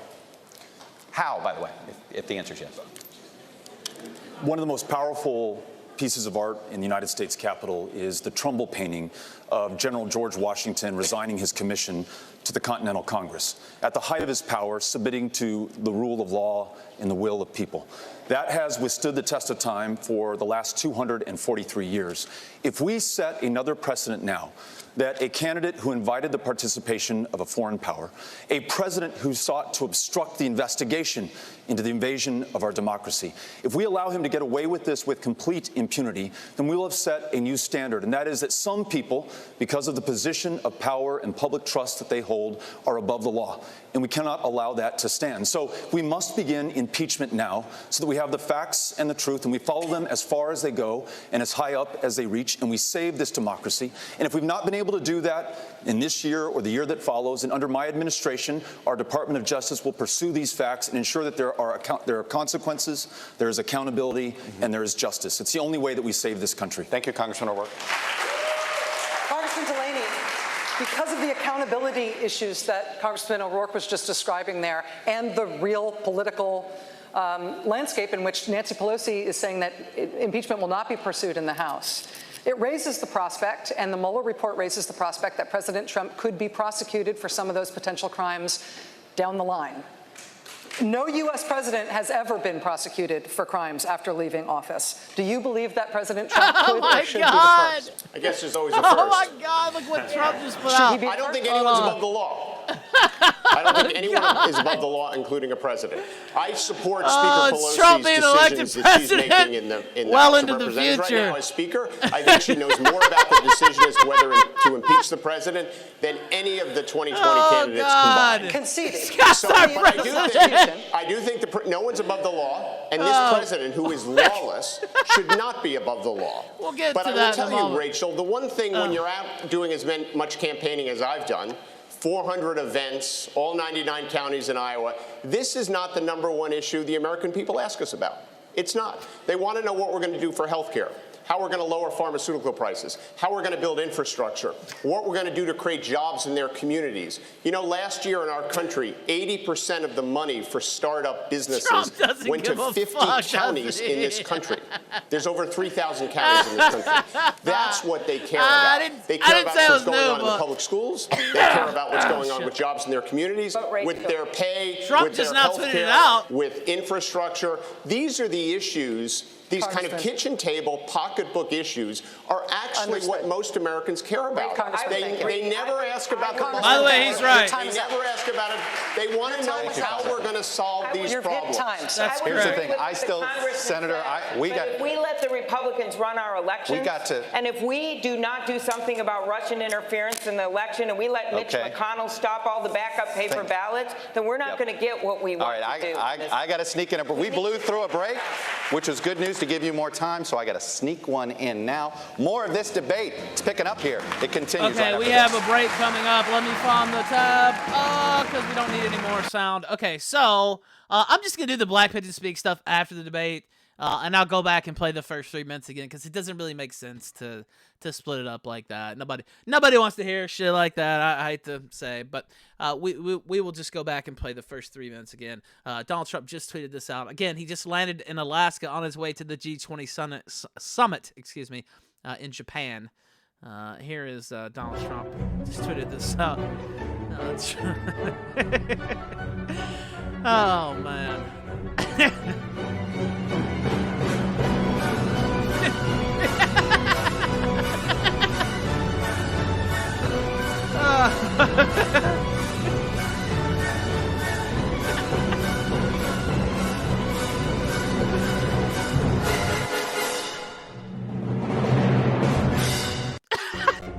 All right, there's the Trump video. He also tweeted NBC and MSNBC should be ashamed of themselves for having such a horrible technical breakdown in the middle of their debate. Truly unprofessional and only worthy of a fake news organization, which they are. Then he said boring also, and he landed in Alaska, as I said. We have some callers on the line. Let's bring a few in. Caller, Yellow Lantern. Go ahead, Yellow Lantern. Oh. Hey, how you doing, Ralph? Sorry, I had to mute the stream for a moment. I'm doing good, man. Go ahead. Good. Sorry, I tapped out of the Dem debate the second they started doing the My Black Son bit. Yeah, it's okay. I understand. Like I said, we're going to do Black Pigeon Speaks right after the debate, so I think they're going off at 11. I don't know. I guess we'll see. Let's see. Yeah, I don't know if this was brought to your attention, but at the same time you saw earlier, the Donald subreddit, they got quarantined. Like suspiciously at the same time that these debates are going on. Yeah, the Donald just got quarantined today, and they said, what was it? I forget what the reasoning. I had the tweet chain somewhere. Something about they were threatening public officials or something like that, or I don't know. I have to pull up. Well, apparently it's because the Oregon GOP. Apparently, one of the politicians was, I don't know, lashing out at the police or something, and they're like, oh no, look at them endorsing violence and stuff. And the problem with their proof is that they have history of people that they can just make accounts, leave threatening remarks, just back off. You always have to watch out for people who kind of infiltrate these, pretend to be a right winger or whatever, and then just leave these comments and then delete. So the burden of proof really to show that these and in the message they got, they said that the moderators did ban these people, so they did do the right thing, but they were still quarantined anyways because reasons. Also, I just pulled up the wrong window. Obviously, that's my Slack, where I was trying to find the background for this for the stream tonight. Now, by the way, thank you for calling in. Let me get another caller real quick before the debate starts back. Okay. All right. Thanks. All right, I'll be in. All right. Thank you, man. Let's see. Palmer Eldritch, you're on the air. Go ahead, man. Yeah, what's up? Nothing much, man. Just watching this debate. How you been? Nothing. I want to watch it. Can I stick around? Oh yeah, yes. Go ahead and stay with us. Yeah. Sorry, let me turn the debate back on too. Why don't you just stay? Just hang in the room then. Let me turn the sound back on the debate if I can find it. Yeah, okay. I just want to hang out. Okay, just hang out then. Go on. Together we are on a mission. We're on a mission to find the America that's been lost. Lost through infighting. I missed the first half, lost through inaction. We're so much better than this. The only part I caught We're a country that used to do things. We black saved gay the guy world. bringing We up created the slavery American the first dream chance for he got. millions of people like And the question was myself. about- The grandson of Wait, can y'all hear me? immigrants, the son of a union electrician who went on to become a successful business leader and create thousands of jobs. But we did these things with real solutions, not with impossible promises. And those are the roots that we have to get back to. I'm running for president to solve these problems, to build infrastructure, to fix our broken healthcare system, to invest in communities that have been left behind, to improve public education. I just don't want to be your president to be your president. Your 45 I seconds want is to over. be your president to do the job. Thank you, This sir. is not about me. This is about getting America working again. Thank you. Mayor de Blasio, Mayor, your closing statement. It matters. It matters in this fight for the heart and soul of our party that we nominate a candidate who has seen the face of poverty and didn't just talk about it, but gave people $15 minimum wage. It matters that we nominate a candidate who saw the destruction wrought by a broken health care system and gave people universal health care. It matters that we choose someone who saw the wasted potential of our children denied pre-K and gave it to every single one of them for free. These things really matter. And these are the things that I've done in New York, and I want to do the same for this whole country. Because putting working people first, it matters. We need to be that party again. Let's work together. With your help, we can put working people first again in America. Thank you, Mayor de Blasio. Right on time. Governor Inslee, 45 seconds. Trinity and I have 3 grandchildren. We love them all. And when I was thinking about whether to run for president, I made a decision. I decided that on my last day on earth, I wanted to look them in the eye and tell them I did everything humanly possible to protect them from the ravages of the climate crisis. And I know to a moral certainty, if we do not have the next president who commits to this as the top priority, it won't get done. And I am the only candidate, frankly, I'm surprised. I am the only candidate who's made this commitment to make it the top priority. If you join me in that recognition of how important this is, we can have a unified national mission. We can save ourselves. We can save our children. We can save our grandchildren. And we can save literally the life on this planet. This is our moment. Governor, thank you. Congressman Ryan, your 45 seconds. There's nothing worse than not being heard. Nothing worse than not being seen. And I know that because I've represented for 17 years in Congress a forgotten community. They've tried to divide us, who's white, who's black, who's gay, who's straight, who's a man, who's a woman. And they ran away with all the gold because they divided the working class. It's time for us to come together. I don't know how you feel, but I'm ready to play some offense. I come from the middle of industrial America, but these problems are all over our country. There's a tent city in LA. There's homeless people and people around our country who can't afford a home. It's time for us to get back on track. The teacher in Texas, the nurse in New Hampshire, the waitress in Wisconsin, all of us coming together, playing offense with an agenda that lifts everybody up. I will only promise you one thing. When I walk into that Oval Office every morning, you will not be forgotten. Your voice will be heard. Thank you. Congresswoman Gabbard, you have 45 seconds for your closing. You know, our nation was founded on the principles of service above self. People who fled kings who literally prospered on the backs and the sacrifices of people. Coming here to this country, instead putting in place a government that is of, by, and for the people. But that's not what we have. Instead, we have a government that is of, by, and for the rich and powerful. This must end. As president, our White House will be a beacon of light.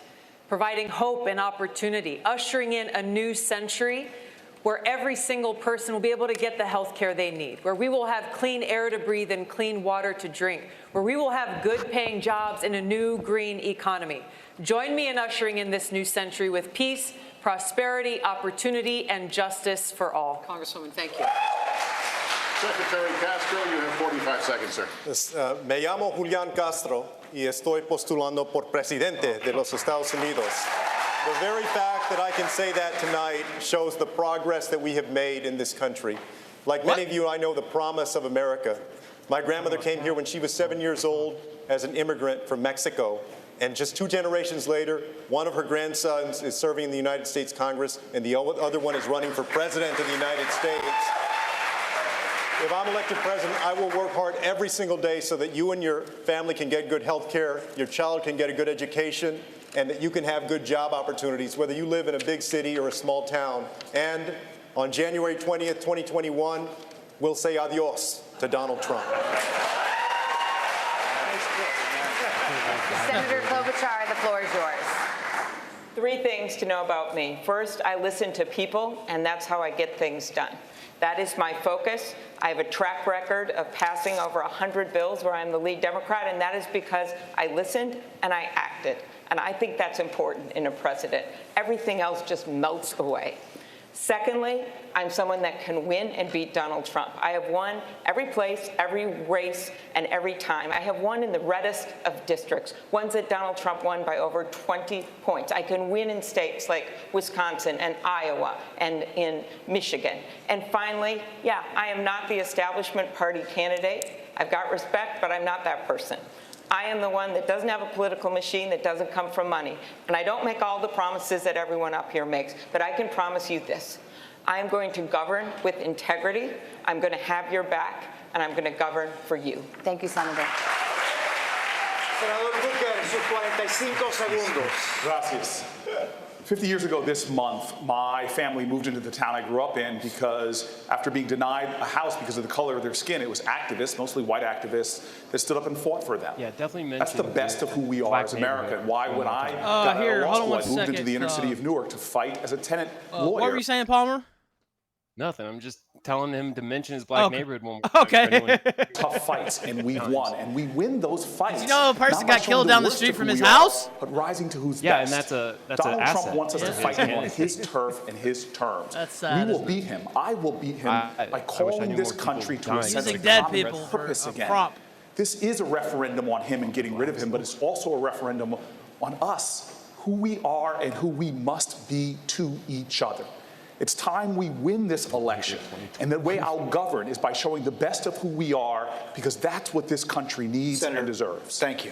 Congressman O'Rourke, 45 seconds. Our daughter Molly turned 11 this week.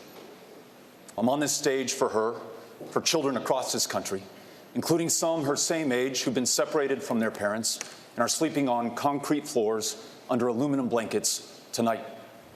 If we're going to be there for them, if we're going to confront the challenges that we face, we can't return to the same old approach.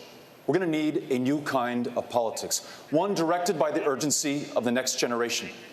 Those climate activists who are fighting not just for their future, but for everyone's.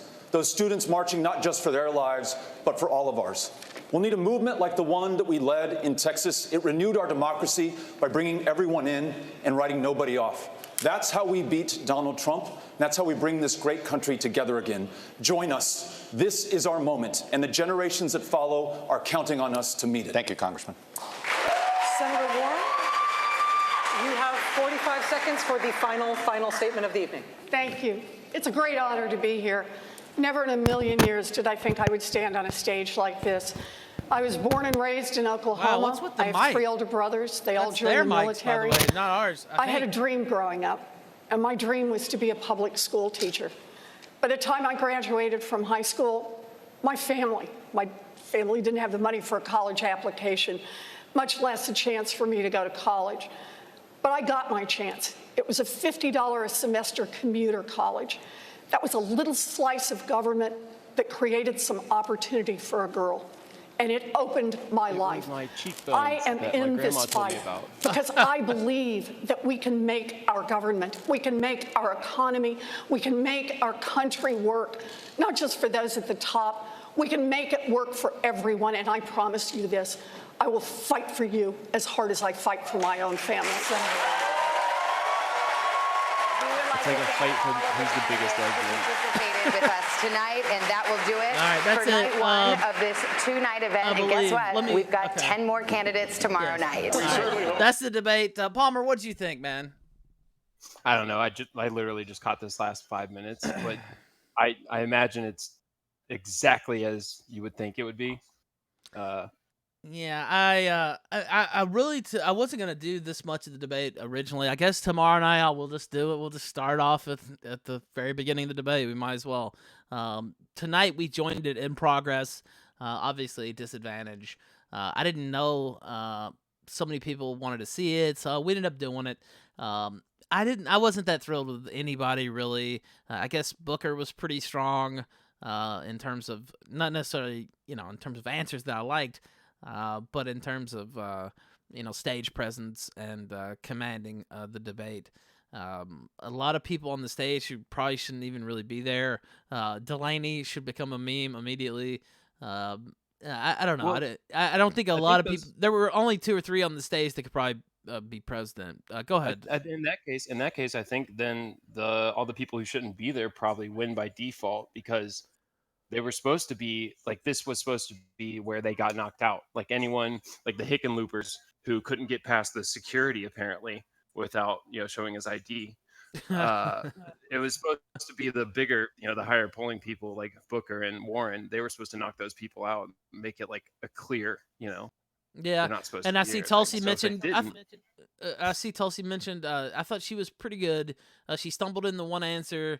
She kneecapped. Was that Tim Ron that she kneecapped? I believe it was. That was pretty hilarious. But yeah, Tulsi. Tulsi's probably the only one that I would actually vote for. But if it came, possibly vote for. Go ahead. Yeah, she's the only the least shill, I guess, for Yeah. Israel. But what is that gray streak she has in her hair? Is that like a Hawaiian thing that I don't know about? Because every time I see it, I think of the girl from the X-Men. I think Jean or something. I'm not sure. I'm not a huge X-Men. I know a little X-Men, but not a ton. Well, it bothers the shit out of me. And I'm looking here. CNN. Why do I keep wanting to say CNN? Because I originally thought it was on CNN. That must be what it is. It's not though. You're lucky it's not CNN. That's how I got a 90-day ban for doing the streaming the Bernie town hall. Wait, on here on D-Love? No, of course not. Okay. On YouTube. Yeah, I was gonna say yeah. Just D-Love. Then CNN, fucking suck a dick. Yeah. Oh God. So that was the debate. I'm looking at. We've got a few callers. I mean, I guess we could take these callers and then do the Black Pigeon Speaks thing. Let's go ahead. Let's see. I already took Yellow Lantern. Kyler's been in there for a while. Let's bring him in. Go ahead, Kyler. Kyler. Sorry it took so long, man. Hey, what's going on? Yeah, go ahead, man. That's all good. Listen, I'm not the smartest guy in the world. I dropped out of high school in the 10th grade. I got my GED. I'm just a normal guy. I'm not a genius. I'm not a politics master. But I got one thing to say. This debate tonight is that the gayest thing since gay came to Gaytown is fucking faggoty, and I don't like it. And listening to 1 second of it is like dragging my balls across broken glass for a mile because all these people. All this it's just like I'm more of a simple man. I'm not a politics genius. It just seems like they're trying to one up each other constantly. It just seems like every time someone makes a statement about something, someone has to it's like Reddit. Like someone says something, then the next person's trying to get more upvotes than the other person is. It's just sickening. It makes me very frustrated and upset. I don't know how else to describe it. This constant one-upsmanship.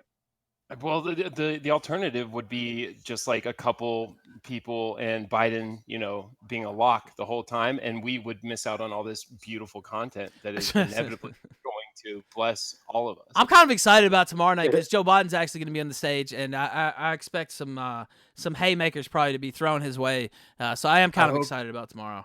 I hope he wears his fucking aviators the entire time and just fucking brings different kids on stage every question and back rubs all around. I hope he wears his aviators and his adult diaper. You got anything else, Kyler?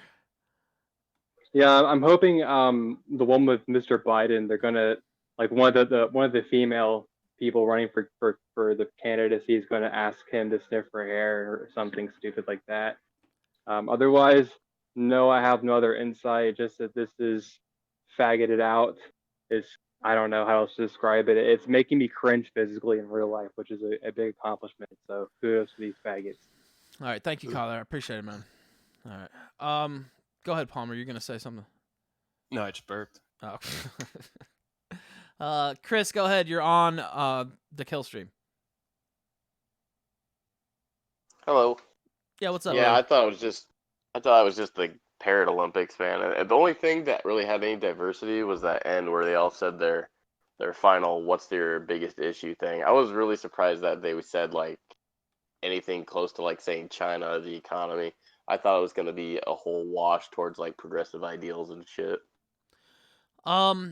Yeah, what's it? You did hear a lot of China, nuclear war, a lot more loftier topics than transgender reassignment surgeries and stuff like that. So it was funny when it came to the what was the question? Something about the existential threat, number one existential threat or something like that to the United States.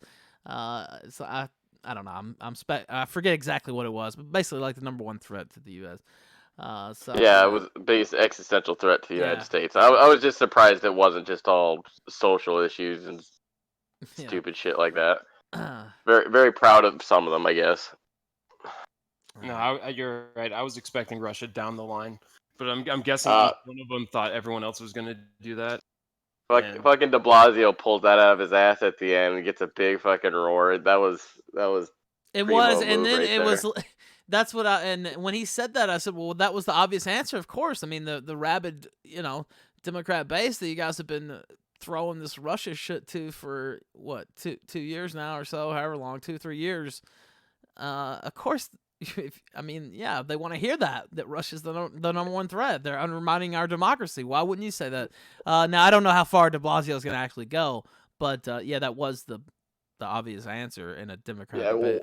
Whatever intern gave him that line just got a fucking promotion easily. Yeah, definitely. And this was wanted to be played earlier. Let me see if I can pull this up. Sorry.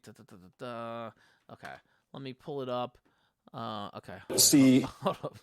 Let's play it right now. It's beta. Pero si queremos hacer eso, necesitamos incluir cada persona en nuestra democracia. Cada votante necesitamos. All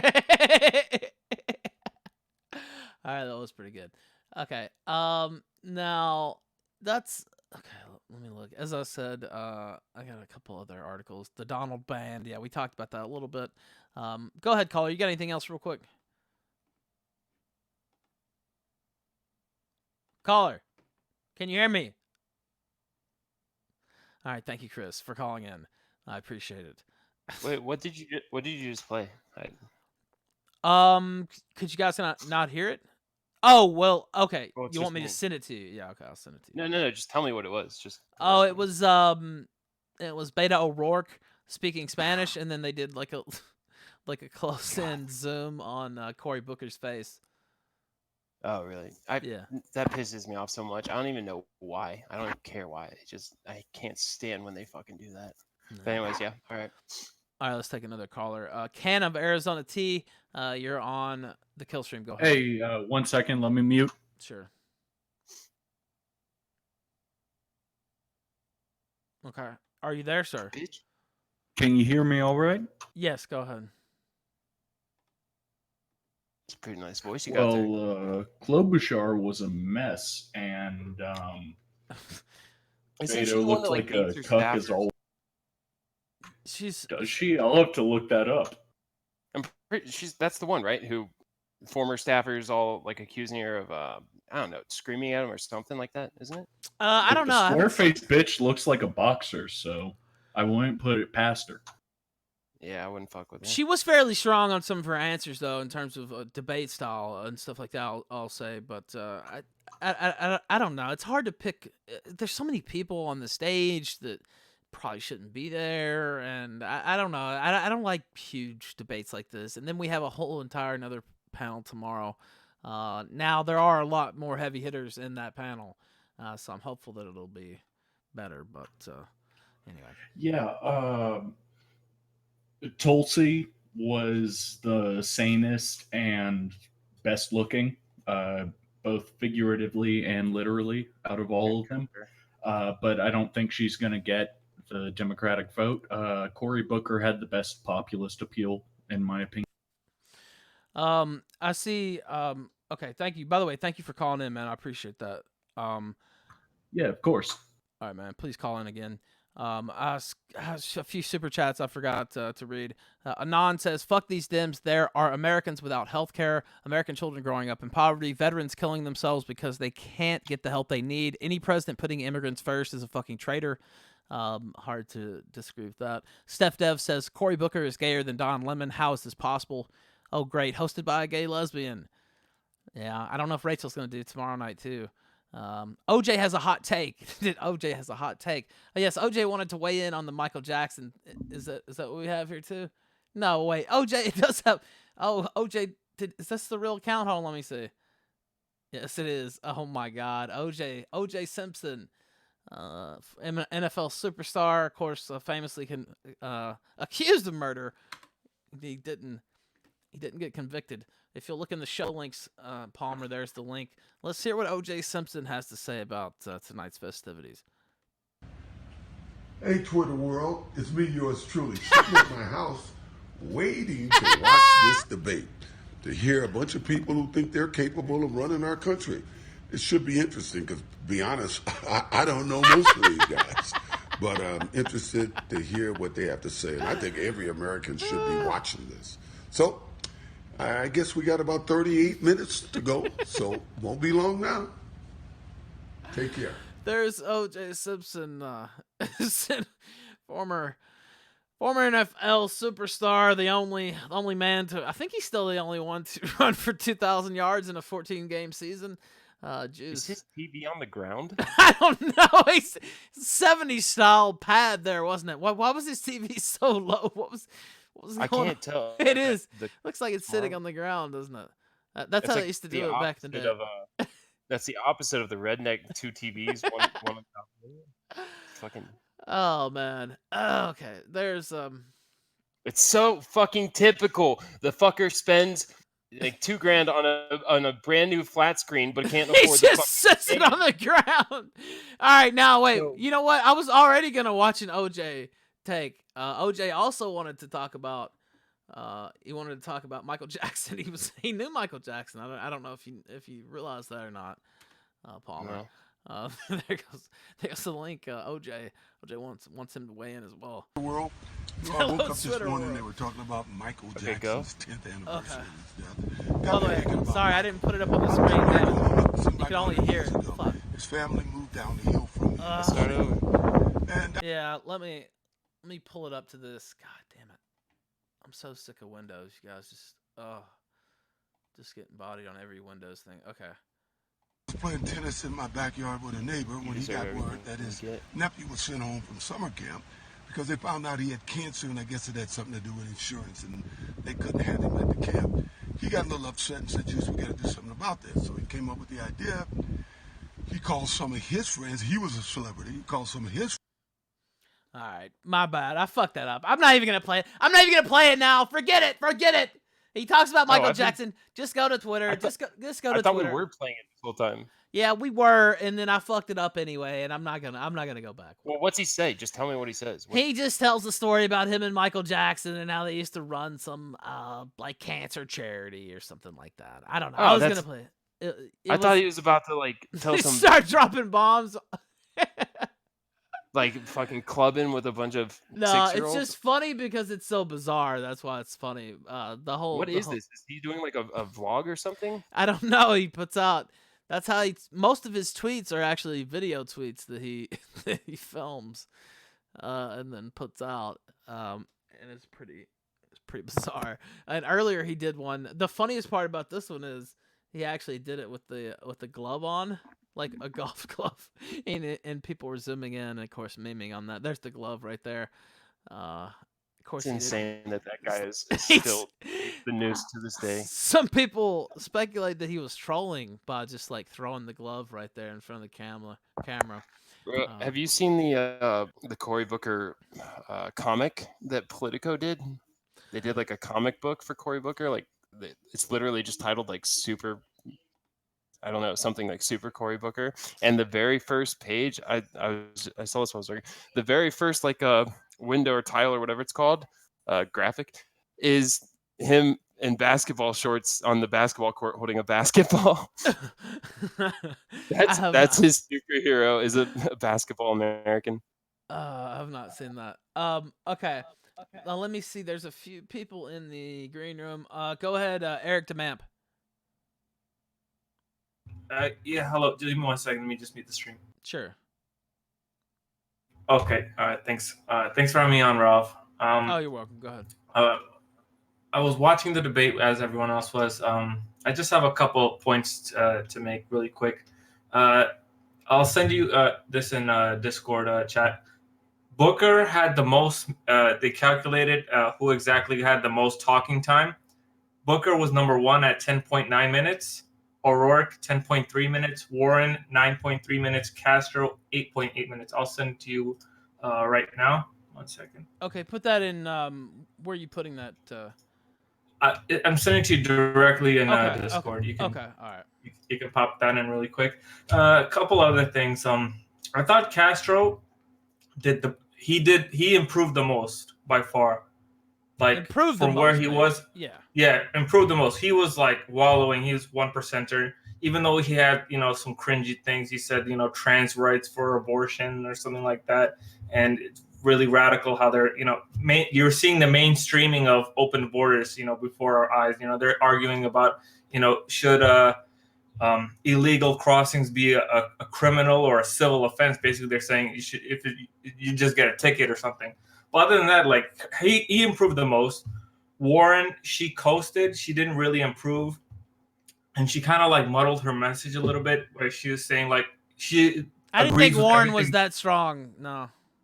Especially in the second half, where she was getting the first couple. I don't know. She seemed tired or something, and there was a certain point where she just where she could have kind of stepped up and gave a solid answer and kind of looked a little more fiery, and she just like gave a couple words and then just gave up the rest of her time. And whereas other people were bullying the debate moderators and answering questions the way they wanted from the last question that wasn't even what the moderator asked them, and just doing whatever they wanted, running roughshod, and it looked like she didn't want it. You know what I mean? You got to want the presidency, right? So yeah, and a lot of vagueness on policy, obviously.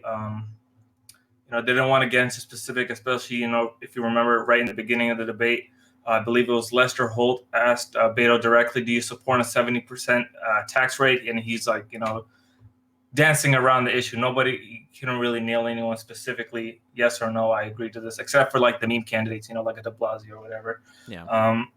A couple of, just a few more things. I don't know if you noticed this. I don't know. Maybe I'm like my normie self. Did you notice anyone make any kind of joke or make the audience laugh? No. You didn't really see a lot of that, did you? No. No, I was like, I don't know. Maybe that's just me, man. I don't know, but I didn't pick up on that. Nobody's like, in the Republican debate, Trump was kind of funny. He could kind of, crack a joke, make the audience laugh, calm their nerves down. Settle everyone in. That's an important part of politics. Being able to make people laugh. Being able to connect with people on a human level. Get them to relax by making a joke or whatever. Being relatable like that. And everyone is just so wonky and politic wise. Very everyone's memorizing their couple lines. They have to get it in. And we're laughing right. at Usually it, in a debate, they try to crack jokes or whatever. Remember when Trump talked about when Trump was just like what did he say about start joking about his dick, basically? When he went at Meghan McCain, the famous line, and the whole audience laughed. That was just really. Rosie O'Donnell. Really and he started. Man, he had so many classic moments. Yeah. Anyway, go ahead. Go ahead with your final little point or two. Yeah, I just think that Biden was the clear winner of the debate. Biden and Trump were the clear winners. Nobody touched them.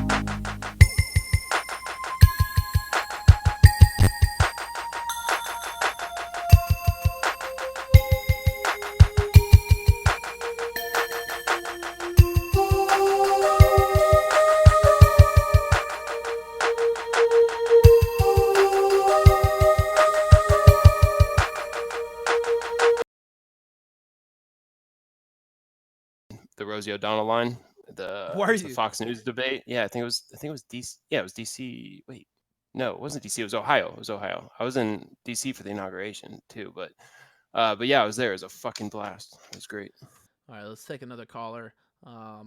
Ultimate Potato Wedge, you're on the air on the kill stream. Go ahead. Yang gang. Thank you. And I see Jamie Borsch in the chat says nothing wrong with preparing. No, there's nothing wrong with preparing at all. I should have done a little more prep on the debate tonight, actually, but I didn't know I'd be covering it that much. All right. I thought it was all right still. Okay, let's take another caller. Shu, you're on the Ralph Retort, whatever, the kill stream. Go ahead. Hey, Ralph. Hey, Palmer. So yeah, I watched the whole debate start to finish. Just wanted to see what everyone had to say. Palmer, I think you were looking for Rogue with the white hair streak. I think Tulsi can suck it. Tulsi can suck it probably just as well as Rogue there. Oh, okay. Yep. So yeah, I think Booker probably was the strongest. I thought it was kind of interesting also how Warren was not taking a harsh anti-gun stance. Like, she was talking about we need science and stuff, and when Todd was trying to prompt her to like go into like confiscation and stuff. Yeah, especially so early in the primaries. Yeah, and then but Beto just got, I don't know if you guys saw this part, but when Beto started speaking in Spanish, it seemed like all the other candidates who wanted to do that kind of got triggered, and then they were all like dunking on him for a while. So I think Beto was probably the big loser. And even if you go on Twitter, you know, there's all these memes about him from everyone, both sides of the aisle. So that's just Tuesday for Beto. And then, of course, I don't think anyone mentioned this yet either, but when de Blasio mentioned his black son, I almost fell out of my chair. We did talk about that. Yeah. What did he say? You didn't hear that? He said, as the father of a black son or whatever. Or no, as my wife's black son, actually, is what he said, I think. I think that's what he said. I'm not sure if he said my wife's black son or my black son. But he did talk about that. Of course, he's a white guy. Yeah. Yeah. So, I don't know. It was just all losers all around. But most of the white males did pretty bad today. So I think Biden's definitely going to win that camp. So. All right, thank you, caller. Appreciate you, man. Yeah. Yeah, see ya. All right, Palmer, I'm about to play the Black Pigeon Speaks interview. So No. All right, fine. All right, I'll see you later. But Can I come back? Sure. Can I go back for the tomorrow stream? Yeah, why don't you come back tomorrow? Because Rambot's going to be here tomorrow. You can be here, and we'll have a full co-host contingent. Sounds like a plan. Will you be drinking tomorrow? No, I will not be drinking. Why not? I'm not drinking. All right. Staying sober. Well, I will. I guess I'll drink for both of us. Drink for the both of us. Drink for the both All right, of us, please. I'll see you tomorrow. Later, All right. guys. Thank you, man. All right. Good to hear from you, by the way. He clicked out. All right. There's Palmer. Palmer Eldridge. Very kind. He's helped us anchor quite a few things, actually. And he used to be, I don't know if he still does maybe a little archival stuff or not, but he used to do all the archives for the Kill Stream over on YouTube. Okay. Let me go ahead, play the Black Pigeon Speak stuff. It's fairly long, so buckle in.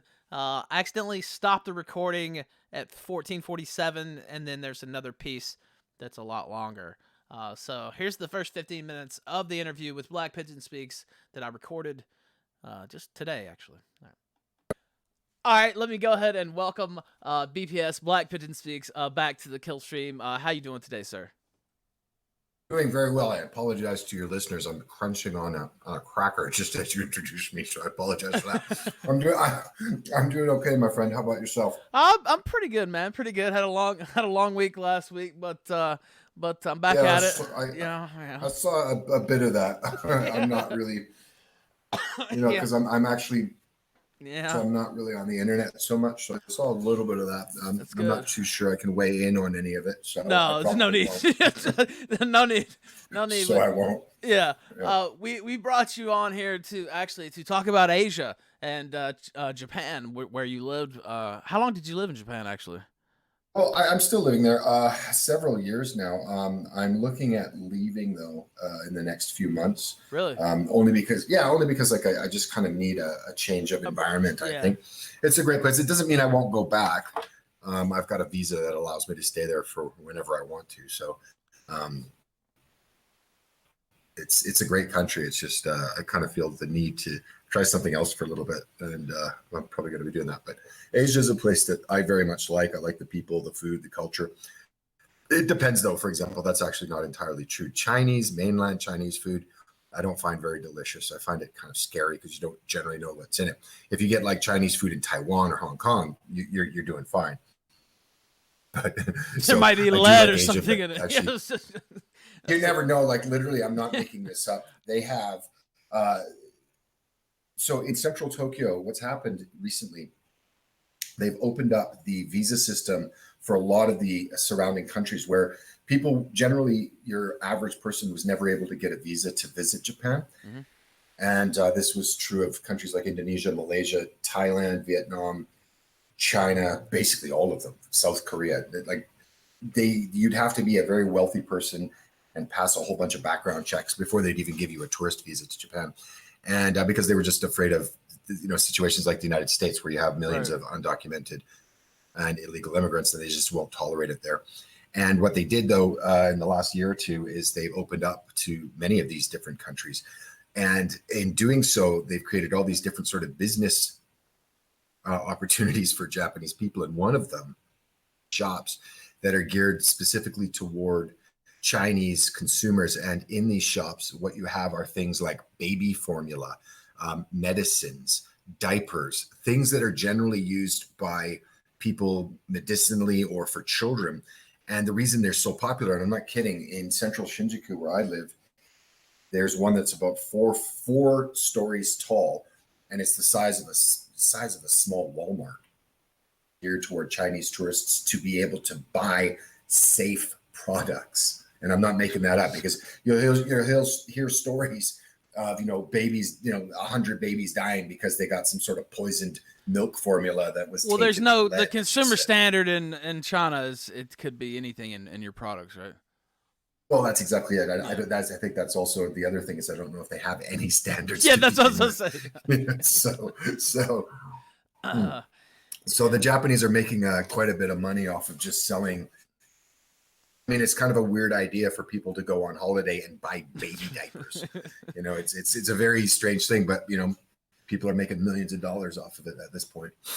Now, in the news lately, it seems to be a little bit more hostile between Japan and China as of late. Have you been following the news? Well, yeah, I think there's always hostility between the two countries. I think it goes back, you know, hundreds and maybe 1,000 years, maybe. And it's really one of these sorts of things where the countries that Japan basically invaded and colonized, you know, toward the beginning of the 20th century.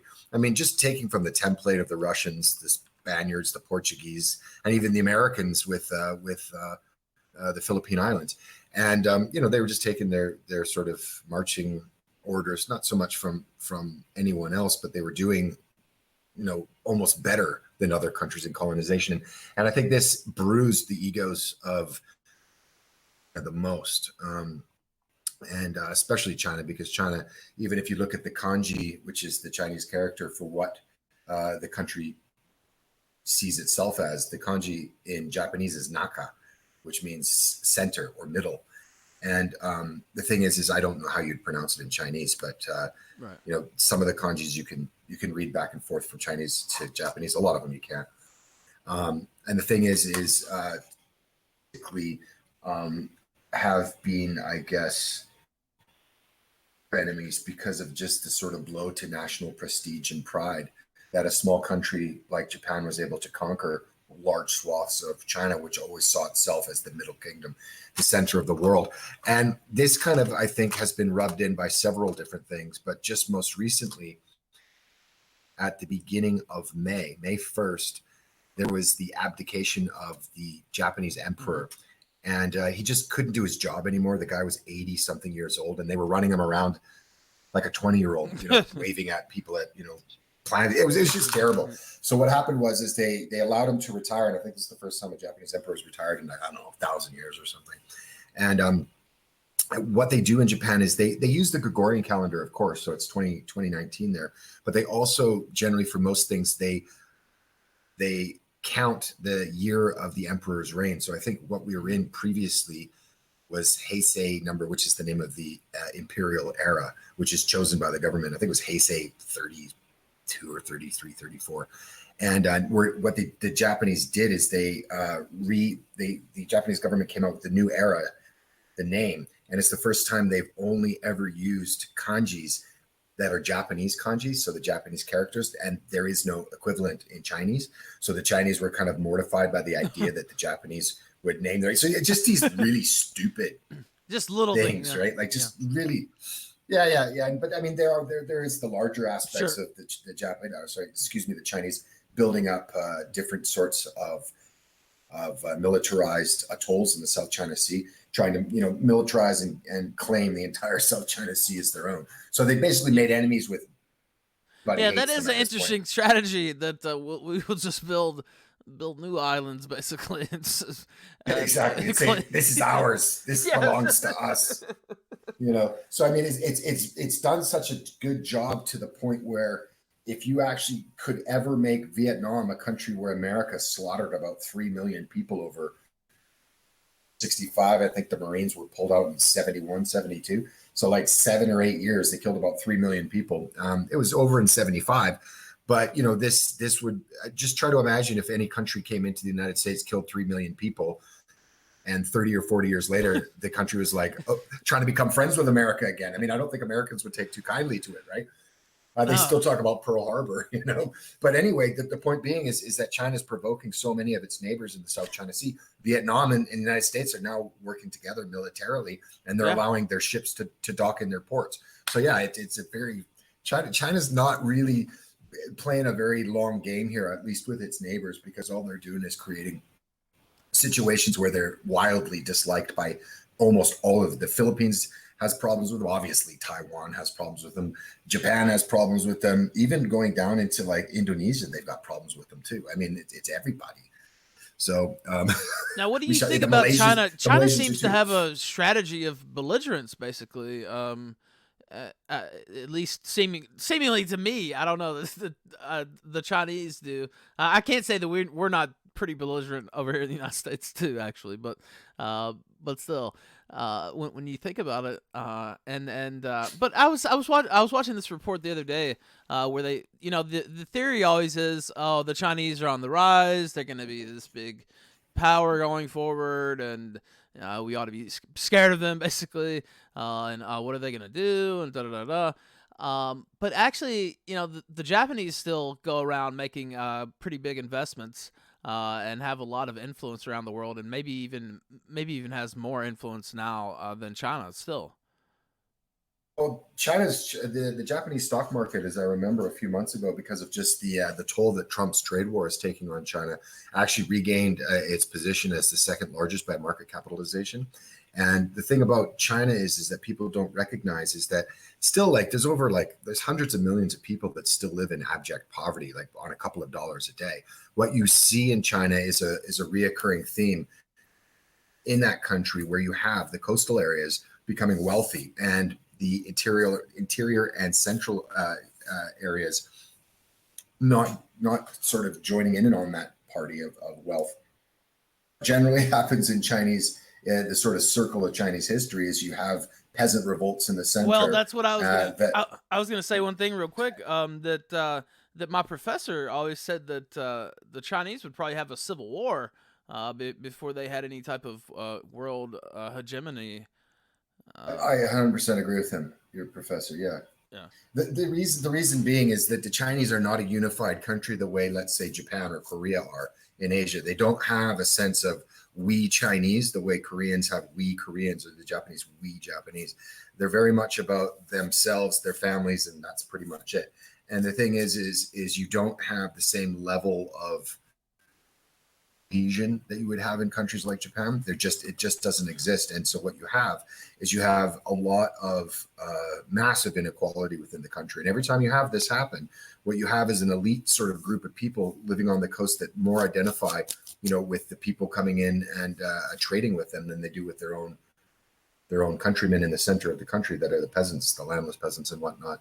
And you have a system where, for example, China has got to basically keep a lid on social dissent, or you'll have a civil war. You'll have a situation where there will be another peasant revolt. Like, one of the reasons why China is so heavy-handed with any sort of religious cults, or even religions like Christianity or Islam, which are, established religions, if you will, is that in the 1800s, or the 1900s, excuse me, there was one of the largest wars in human history that nobody's ever heard about. And largest war meaning the number of people that died. That is, and it was actually, just to make it really quick, was provoked by a man who believed himself to be the brother of Jesus Christ and a reincarnation of the Christian deity. And he started a religious civil war that killed tens of millions of people. Decades to get to stop him, right? So and this now, all began what was as that? well. Was it Shining Path or something? What was the name of that? I can't. I think it was the Shining Path. If anybody's interested, I did an entire video on it on my channel. You guys can find it. It's something about. It's one of my Chinese videos. You can find it in my Chinese-Japanese section of my videos. I have them. Yeah, I think it's Shining Path. It seems like I know the story, but and it is super interesting, by the way. If you do look into that. What was it? I was going to ask next. China and Hong Kong. Have you been following any of that? I have. And the thing about that is that people don't really understand that China's making life in Hong Kong for the Hong Kongese. Now, it is part of China politically since the handover, I believe it was 97, when Britain ceded sovereignty of it. But the thing about this is that the people in Hong Kong never lived through the Cultural Revolution, the same as the people in Taiwan. They never lived through the Cultural Revolution. And because of that, from their manners to the way they interact, they speak, is absolutely different from that of mainland Chinese. And almost to the point where you could see them as a separate, different kind of people. And the China keeps on allowing mainland Chinese people into Hong Kong. And first of all, it's making, land prices in Hong Kong, I think, are like per meter, the most expensive than anywhere on the planet. Your viewers can also go to YouTube and watch these sort of like these sort of cages that they build for people to live in, and these are literally the size of coffins almost, and just because land prices are so expensive. But they're also now trying to provoke, I guess, the people in Hong Kong with, they were given assurances that there was going to be a 50-year grace period where they were allowed to retain their freedoms and allowed to retain things like freedom of speech, a transparent court system, and they're just trying to take that away. And I think they have an extradition bill. I saw that that they're fighting over now, where they can extradite you back to mainland China, basically. I think a lot of this is coming. It's coming on the heels of where you were just going with this. Is I think China right now understands that going into the next few years, it's going to be harder and harder to control the population if anything goes wrong economically. And if you take a look at what's happening with the Trump war, if you look at the United States and its own energy security and being self-sufficient in energy, and also just pounding China economically through trade, the Chinese, and they don't have very many friends. And if you actually even look at a map with Vietnam on board, have completely encircled them. As they've encircled, on every side, the Chinese are encircled. If you rotate the map of China from, your general north-south, and you see, so for example, China facing the ocean to the east, and you just, invert that, and you have them sort of facing north, and you take a look at all of the countries surrounding it, they're all American protectorates or allies. So I think what's happening is they don't want to have that could be an upstart to influence other parts of the country, and that being people that are going to, say the Hong Kongese, say, fuck you, we want our freedom, or fuck you, this or that. I think they're going to try and rein them in before they're able to influence anybody else in the country. So that's what I think a lot of this is about, to be honest. To kind of swoop in and stamp it out quickly. Yeah, I don't know. I've been seeing a little bit what's going on there. They pretty much made Hong Kong completely like a war zone type situation almost. Well, I mean, I don't know if you call it a war zone, but there's constant protests in the streets, battles between the police, and it's just, of course, the Chinese. I mean, you knew they were lying when they promised 50 years. That's not really something they would probably honor. Now, let me see. Where do you see Japan going forward in the next 20, 25 years? Well, I think Japan has the same problems as Western countries. Any affluent country, you have a problem with birth rates and fertility. I think this is also being made worse via the internet. To tell you the truth, like people are able to zone out on video games and porn for the most part. I mean, and the Japanese have serious social problems in the sense that in Japanese culture, still a lot of women are very, very happy to be housewives. There's not the stigma as it is in the West, where you have women saying, "Oh, how could you possibly be a mother and a housewife? Aren't you? That's just that's just degrading." Where a lot of Japanese women are like, "Yeah, I just want a husband who takes care of me." The problem is with the country right now, like a lot of places, which is wiping out the middle class in a lot of places. And Japan is no different. The problem is with large corporations, what they do is, because of the sort of agreement between employees and employer, company goes on hard times, they don't slash the workforce. Most of the times the employees will agree to take a pay cut, right, in certain respects. And the problem is that Japanese products, while they were great in the 70s, 80s, and 90s, and they still are better quality than their rivals in Korea or China, the Japanese were kind of like Levi's. I don't know if somebody told me this story, and I'm not sure if this is true, but I guess it was in the early 2000s or the late 90s. Levi's pretty much owned, I think there was Wrangler and there was Lee. I think there was a couple others maybe. And, there was all these new jean companies coming in, but they just thought, well, we're Levi's. We don't have to innovate. We still have, their two pockets, and I don't know, they have their little ticket pocket or whatever. But what happened was their brand kind of just wasn't able to adapt, and they got like nuked by all these new sort of fancy smancy jean companies. Not that they were better. What they did is they saw themselves as, oh, well, why would anyone buy a Korean product or a Chinese product when they could buy our product? But the problem was the Chinese and the Koreans were making their products at 25% less for the price of them, right? So a Sony television is always generally going to be better than a Samsung, or Huawei. I'm not exactly sure. I think they make phones. I don't know if I said that right. But Japan is having the exact same. I think it's Huawei. And yeah, their CFO is still being held, I think, in Canada. I was reading a little bit about that. Yeah. Well, all I was going to say is that I think Japan is having the same problems. They're not having enough kids. They're experimenting with allowing guest workers into their country to allow to be trained and live for a few years and then leave. They're not going to be having mass immigration where people are allowed to stay. That'll never happen. They'll allow some people to come in and fill gaps in the market, which are generally things like convenience stores or cleaners or maybe nurses for elderly people. But the thing is if you take a look at historically, when you have depopulation in countries, and Japan is horribly overpopulated, they could lose half their population and it would still be too full, right? Is what's happening right now in outside of Tokyo or Osaka or outside of the big cities. You're having land prices drop to nothing. You can go on Craigslist right now, and any of your viewers can do this. They can go to Japan's Craigslist and then just choose a city outside of Tokyo or one of the large metropolitan areas. And you can see you could buy an entire house, and sometimes they'll throw in a Mercedes so you can get to the train station for $50,000. And that's including land.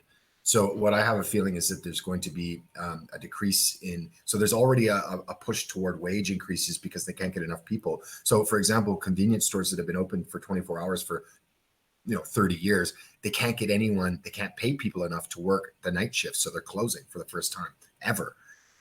And so wages are going up, housing is going down. And I think this over time could affect birth rates and fertility. And, it could change. So I don't think it's all doom and gloom the way a lot of people say it is. I think they're going to have a period of adjustment and economic stagnation. But the problem is, the good thing is that all of their foreign debt, 99% of it, they owe to themselves, and they could just cancel it out if they ever have to. So it's not like the United States, Treasury who sells it to everybody else, and then it's held by China or Russia or very, very antagonistic countries who could dump it all and fuck over the dollar. You just can't do that with the Japanese. So they're almost like the Norwegians in that way. They'll be solvent. They've got huge debts, but the thing is they owe it to themselves. So, who cares, right? I mean, all you have to do is it's bookkeeping. They just, delete the debt and it's gone, and they won't owe it to anybody else. So I think they're going to have a problem in the medium term, but in the long term, I think they'll be fine. And the thing is in 50, 60 years, they will still be Japan.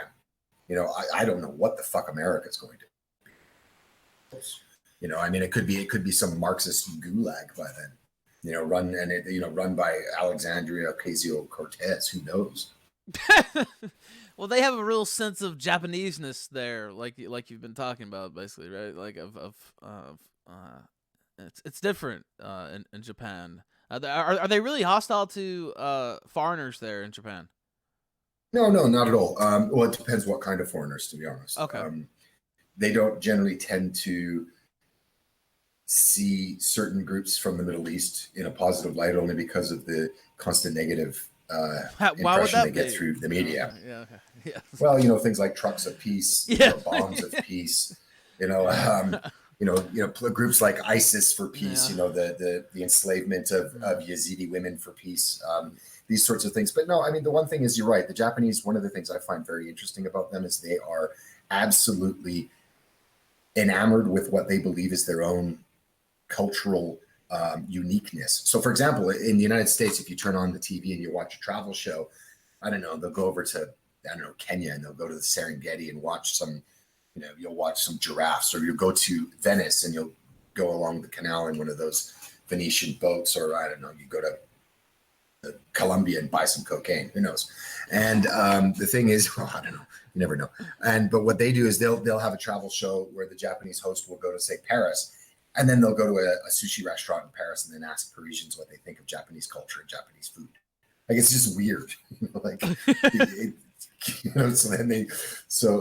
no, I don't think so. I think they don't have they have no problem with foreigners, but I don't think that they would ever foreigners in large numbers to settle in their country. You could find people married to Japanese people, and then they have kids, and they sort of get amalgamated and assimilated into the culture over several generations. But just large movements of non-Japanese people, like, for example, like what you see in the United Kingdom, in certain northern towns in England, or something. You never see that. So yeah, they're not hostile at all, but they're very clued into. They're protective of their country. Yeah. Yeah. I mean, it's a good thing, because I really like their culture, and it would be a shame to see it just, globalized. Like I think I was telling you the last time I was on your show, I was going to London, and I was there for a few months. I just left about a week ago, and now I'm just like I said, I don't know if I said to your audience, I'm in Madrid in Spain right now. But the thing is if you go to a place like London, you really can't tell different from Toronto or Sydney or New York or any of these. They're just all these globalized cities with the same shops, the same sort of mixture of diversity is our strength. There's no real uniqueness to these places anymore. He said something along those same lines about a month ago, and he was just roasted. And he was absolutely marinated in hate by the mainstream media for saying that. Lines of London is no longer an English city. And that's true. I mean, I think the English only make up something like 30 or 40% of the population there now. So, I mean, it's and Toronto's the same. And so, not that they're bad places. And I think there's always a place for some diversity in any society. I think it's all one type of thing. But the thing is it would be a shame to see the same thing happen in East Asia, to be honest, because the cultures are ancient and they're very, very unique. And to see them wiped out the way cultures are being wiped out in Western cities and Western countries would be heartbreaking, to be honest. Now what's the let's see. So what's the outlook for? I asked you the short-term outlook for Japan. What do you think I mean, not just necessarily the short term, but short to medium term. What do you think the short to medium term outlook for China is going to be? I think that China is going to be seeing upheaval. I think part of the thing is with President Trump's strategy in Iran, it's not so much about Iran. I mean, every American president, it's almost like, I don't know, a tradition now to fuck with Iran every once in a while because of their taking of hostages back in, what was it, 79, I think? Yeah, I think so. Yeah, I think student revolution now. Yeah, and I think they released the hostages there, I think, when the day President Reagan was inaugurated, they said. So you're talking a long time ago, right? But America's got a pretty long memory when people like stick a middle finger up at them. So, I think that the United States, every president since is always like, let's, wave the saber a little bit. But I think a lot of what President Trump is doing is he's putting stress on places like China. Because the thing is China is absolutely reliant upon these. And this is why I think you're going to be seeing in the near future a lot of moves by China to pull Saudi Arabia out of the American sphere of influence. And I think the United States, not that it cares much about Saudi Arabia much anymore, because as we were talking earlier, the United States is energy independent. But I think a lot of the moves around the Strait of Hormuz are meant to keep China off balance. Because if there was ever any kind of armed conflict where you had the Strait of Hormuz closed, because the Strait of Hormuz, I believe it's something like 35% of all waterborne oil delivery passes through that strait. If it was somehow clogged up for even a month, economies all over the world just gasoline would be like $12 per gallon or something like that. It would be insane. And then you would also see places like in the Middle East and Africa where people would begin to starve, because I mean, countries like in the Gulf states, and these places are booming population wise, but they have to import anywhere between 50 to 80% of their calories. So I think a lot of what Trump is doing is he's playing, people don't want to say, people say he's too dumb, but I do believe he's playing 4D chess on this one. And I don't think it's necessarily Trump's plan. Is I believe he possibly and probably most probably has very, very intelligent men around him doing this kind of thing their entire careers and are very specialized in what they do. I think there's links between a lot of the different sort of geopolitical shenanigans going on at the moment. So I think the China, I don't think is as strong as people, but I do believe that they are going to remain an industrialized power. The problem is they've isolated themselves in their own region, antagonized the United States to a point where they're trying to take them down a few notches. So I don't think it's going to be as one of the other reasons why the president there, Xi Jinping, he has basically named himself president for life. I mean, he's Mao #2. Yeah, I was about to say he wants to be Mao. I saw, I think it was last year. I don't know if it was 2018 or 2017 when they had the last Congress, when they basically enshrined him for life as the leader, basically, and they were passing out. What was it? I don't know. He wrote his own manifesto or something like that. I forget the name of it. And he had that named like a I don't know if it was a divine document or whatever they called it, but one of the top like political text or something. I forget the term they have for it there in the Communist Party, but yeah.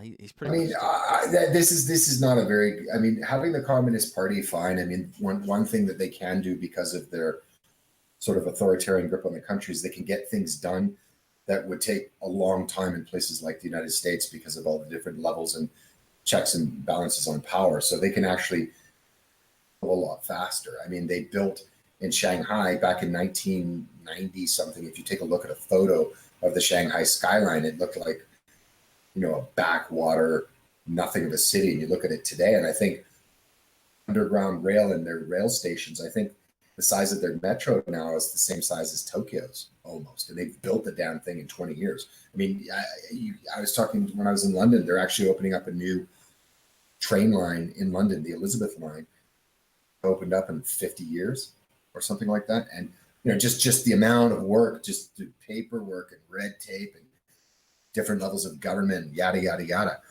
It just takes forever to get things done. So, I mean, the Chinese still have that, but the thing is having him one man or of his presidency concentrated in one man for a lifetime, I can't see that working out well in the long term, to be honest. I mean, it usually doesn't. For the people of China. Yeah, I mean, it never does. Yeah, I was supposed to say. Yeah, I mean, you might have the rare Augustus, but you have a lot of duds in there. Yeah, exactly. You've got, for every Augustus, you've got a Commodus, you've got a Caligula. Yeah. You've got a lot of these kind of characters. So I just don't see this working. I mean, if they had something along the lines of him being every 5 years, okay, fine. But I mean, I don't know. I just don't. I think China isn't.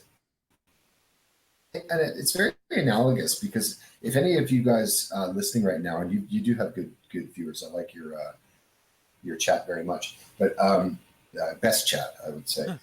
If you look at some of the old movies back in the 1980s and 90s, when the same sort of belief in the United States that Japan was taking over the world and future. I mean, you can even watch Blade Runner, where they characterized, I think the first Blade Runner was set in Los Angeles in 2019 or something along those lines, 2018, 2019.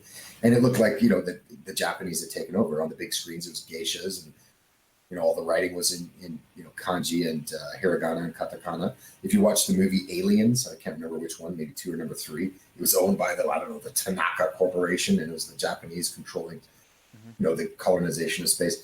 And so a lot of people, at that time thought Japan was going to take over the world, and they never did.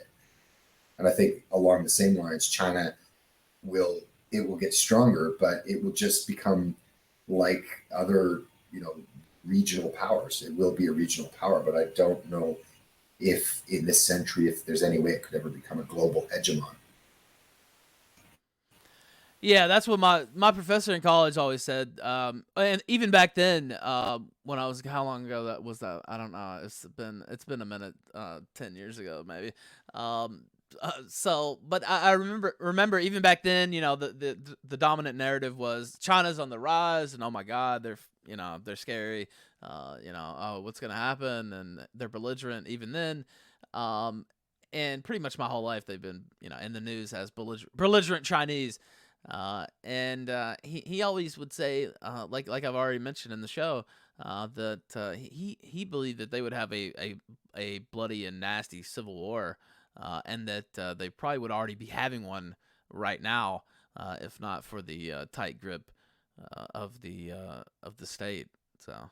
Oh yeah, absolutely. If you take a look at like protests in China, that just looking at the levels of discontent of the average person in China, I can't remember what the number was, but the number like weekly was in the thousands. I mean, it's a shocking number, something you would never expect, but it's just local protests against, government encroachment or government waste or government mismanagement or government corruption or nepotism or whatever. There's just thousands and thousands of protests across China every week. Not really held. The country at this point, socially, seems to me to be held together with duct tape and bubble gum. Isn't really the cohesion that people think there is when they think of Asian cultures, because most people, I think, probably just because of familiarity, and they'll transpose, Japanese and Chinese. Even like when I go back to my home, most people don't really know the difference between Koreans, Chinese, Japanese, and Vietnamese. They're just like, it's like whatever. Whatever, right? So yeah, but I mean, I'm just being honest. It's I mean, because I live in Asia, and I have for a while, I'm very familiar with the differences between the different countries. But it's interesting nonetheless. I mean, it's. Now, what about your next favorite Asian country that we haven't talked about? We talked about China and Japan. Now, that was always going to be the main part of the plate here. But what about another Asian country that you've been to? You mentioned Vietnam, the Philippines. Oh, yeah, I'm kind of lucky in the sense I've been to every Asian country west of Pakistan, with the exception of Brunei. Wow. And I just don't want to go there because it's an Islamic caliphate, I guess, and it just doesn't sound very doesn't sound very appealing as a tourist destination. Yeah. Okay. It just doesn't sound appealing. So I mean, I've been to pretty much and multiple times. So I've been to every country. I've been to Laos, Cambodia, Indonesia, and then all the different islands. I've been to Sumatra, Java, Bali, Lombok, Sulawesi, and they're all very different. But I would probably say, and this is where you get into like how you can actually see the difference between different groups of people in Asia. Asia, I find very fascinating in the sense that countries, it doesn't matter what Western country I go to, whether it be Spain, France, Italy, even the Czech Republic, Germany. Even if I don't speak the language, I can read it because everyone uses Latin, the Latin alphabet, ABC. I mean, the Russians use Cyrillic, but I mean, I can't read. I'm talking more Western Europe and Central Europe. Mm-hmm. Whereas the Asian peoples, every single country, written script, with the exception of Vietnam and Indonesia, which took Latin script after colonialization. So the Japanese have their own writing script. They got 3 writing scripts, actually. The Chinese have their own. The Cambodians have their own. The Laotians have their own. The Thais. Malaysia also uses Latin. The Burmese, the Indian, everybody has their own script. And I find that very interesting because their languages are so different from each other. There's really no cross or overlap, let's say, for example, with Chinese and Japanese, even though they're so close. There's just no overlap linguistically.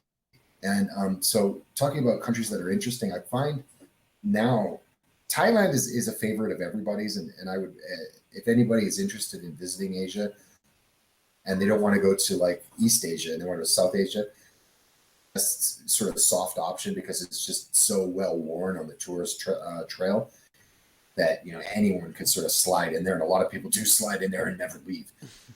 It's got good food. It's got, the people are nice, what have you. But I think that the one that I find most interesting now is Burma, because it's just come out of a decades-long military dictatorship. The people are still relatively untouched by globalism. So they're mostly still genuine, even in the large city Rangoon there. It is great. People are nice. Culture is very interesting. They're very much adherents to Buddhism, which you see as countries gain more traction economically, the links to religion start to fall off. One of the things I noticed traveling is, whether it's just my own perceptions, I've found that Buddhist countries tend to have and gentlest populations of people. That's just my own perception, my own observation, but it would appear to me that Buddhism, in comparison to, say, Islam, Christianity, or other Abrahamic faiths like Judaism, creates people in tune with, I guess, reality. Yeah, I was gonna say keeps you a little bit more mellow, a little more understanding of life. Maybe is that true? Yeah, that's kind of what I'm saying. They're not they're not egotistical. They don't get angry so quickly. You don't see like people shouting at each other over a fucking banana stand somewhere or whatever. Shoot somebody over their Air Jordans or some shit. Yeah, exactly. It just doesn't happen. There's not this, like where one guy's going, did you look at my girlfriend? I think you looked at my girlfriend. I think I'm gonna have to fucking show you what my, a knuckle sandwich looks like. You step on my fucking shoe. What are you doing? Motherfucker, I'm about to shoot you. Yeah, exactly. So, did you just cut me off in the lane?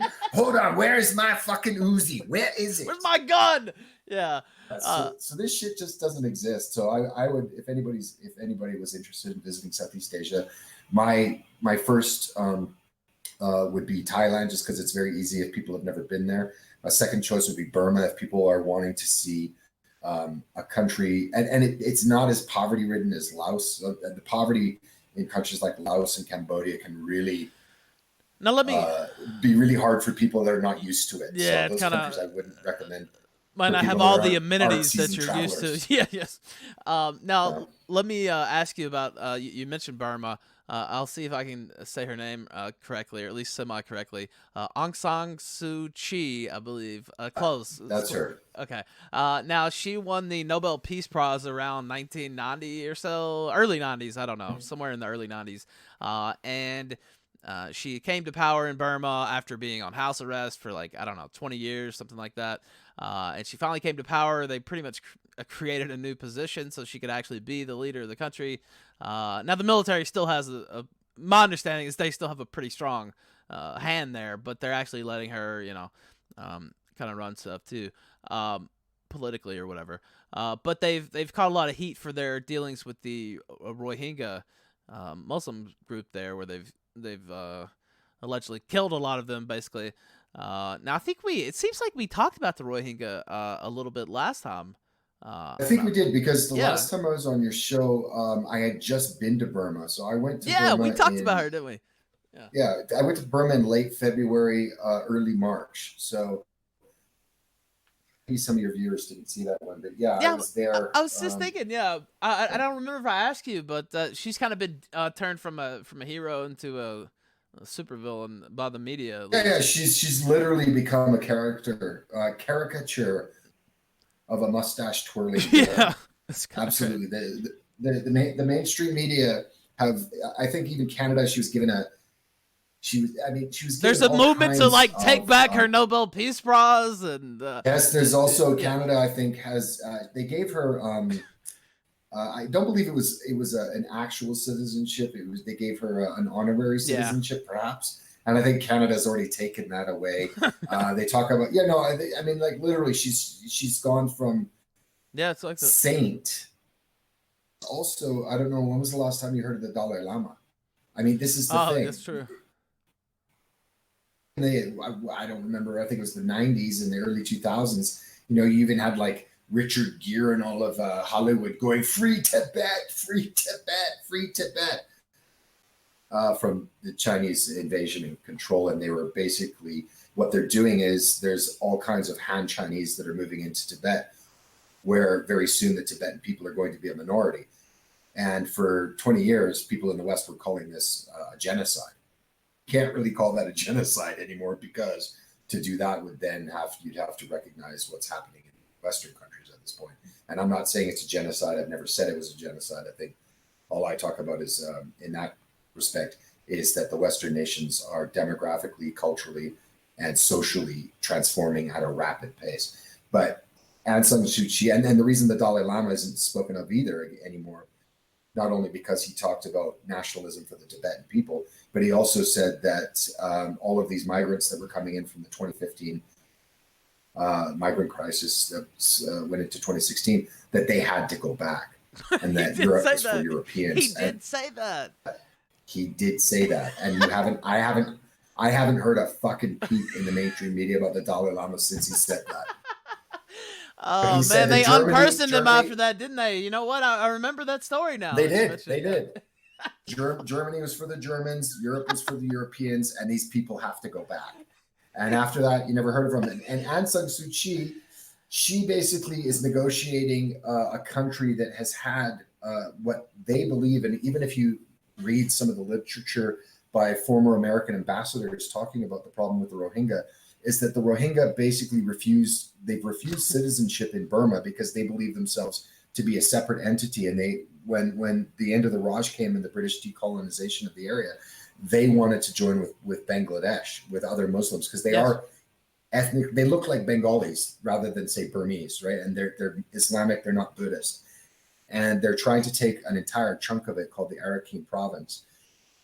And they have a militant guerrilla faction, terrorist groups, just like ISIS or otherwise. They've got, I think they're called I've got a whole video on my channel from my trip there if anybody's interested in watching a longer version of this. But they have this group that has gone around for decades, as in southern Thailand, as in southern the Philippines, where you have Muslim separatists in wars of aggression against the larger population. So in southern Thailand, you've got Muslims setting off bombs, killing people, kidnapping people, chopping off their heads. Southern Thailand, you have exactly the same thing. And then also in western Burma. So it looks like wherever Islam in South Asia meets the other, I think it was Samuel Huntington, or it might have been Francis Fukuyama. He said wherever, exactly. He said that Islam has bloody borders, and that's a very truism, because wherever Islam meets Christianity in the Philippines, and there's blood. Buddhism in Thailand, and there's blood. Islam meets Buddhism in Burma, and there's blood. So the thing is people are just trying to sort of take sound bites out of a very complicated set of circumstances that Burma finds itself in, and Aung San Suu Kyi, as the leader of that country, finds herself in. And they just try to make this very black and white, very fucking, Sesame Street type, explanation for what's actually happening, whereas it's very complex. It's very, very difficult to actually, peel this onion that's hundreds of years old. It involves multiple ethnicities, religion, perceived historical slights, all kinds of different things snowballed into one thing, where now you just have the Western media saying, Aung San Suu Kyi, bad woman. I mean, it's about as well thought out as Cheeto Hitler and him being Orange Man bad. So, I mean, yes, she's basically been depersoned by the Western media as well after spending 20 years as a saint. So, I mean, fuck. I mean, this is the same media that told us that for years that, Russia was, the one who stole the election through Facebook ads. And now, you've got literally Google via this recent Project Veritas. I was going to ask you about that too, because I brought you on to talk about Asia, but I was going to ask you, and I saw that your last video was about the Google Project Veritas stuff. And what you thought about that? Oh, I mean, it's obvious. I mean, I was looking at, my channel. I was talking to a bunch of different people with large YouTube channels over the last while. And, you just take a look at, you throw out some names. You look at Stefan Molyneux. His view counts have just collapsed. You look at Sargon of Akkad, his view counts are, not much more than mine, but his channel's twice the size. My view counts are they demonetize him. They demonetize him as well. Yeah. Entirely. Yeah. So there's a hilarious thread right now on Twitter. And I'm not kidding. I added something to this. It's today. It's YouTube Insider. And we've had a lot of questions today clarifying We apply our policies fairly and without political bias. All creators are held to the same standard. There is, I don't know, thousands and thousands of responses, and this is literally the only thread I've ever seen on Twitter where everyone agrees that they're lying cunts, for lack of a better word. I also saw that they were kind enough to send a shout out to Etika and enshrine him there as a legend of YouTube. And people noted on Twitter that they had deleted his 800,000 subscriber channel, and that he when he died, that he was on another channel that he had to build up, and so they noted that there. There was a little bit of incongruency, I guess you could say, that they threw that shout out. Absolutely. I mean, it's absolutely. As you have people that are, they drank the sort of Silicon Valley Kool-Aid, and they think that they're making the world better by stopping Trump from being reelected in 2020, and they literally believe that they're just trying to censor some sort of fringe group, when literally the kinds of things that they perceive to be, hate speech, and hate speech doesn't exist. There's free speech, but the things that they're trying to suppress are the convictions and beliefs of half of the population of the United States. These are not fringe beliefs. Going through this thread, you see all of these different commenters who had channels that have been like fucked over by YouTube so somebody, like one of the channels got a write-up in Slate magazine because they had anatomically correct animations of abortions. And they were showing what happens when a woman gets an abortion. And yet again, you get one of these sort of, I don't call them journalists. They're literally activists, kabuki theater, playing at being journalists. They're radical. I mean, the thing is the political spectrum at this point is center left, where we are today. It's Maoists. Literally is what the center left is, and the center is something like, I don't know, fucking Bernie Sanders and Nancy Pelosi. That's the center, right? That's not even left wing, according to these people. And with the Democratic Party's been pushed so far left so quickly, it's kind of incredible. This is the thing. I mean, I think it's turned off. Like, the thing is I've said, I would probably have been center left, and I still am on a lot of different subjects. I mean, I get a lot of pushback. I saw it on Twitter. I had never even heard of him. He's called Armored Skeptic. I've heard of him. I love the name. He's like, this is not possible. This guy, he believes that women destroy civilizations. Fuck, this guy is a person who's smart enough to understand a clickbait title. Anyway, obviously not a very. I mean, I actually watched about 3 minutes of one of his videos, and it was just like, oh my God, it's just, what is this crap?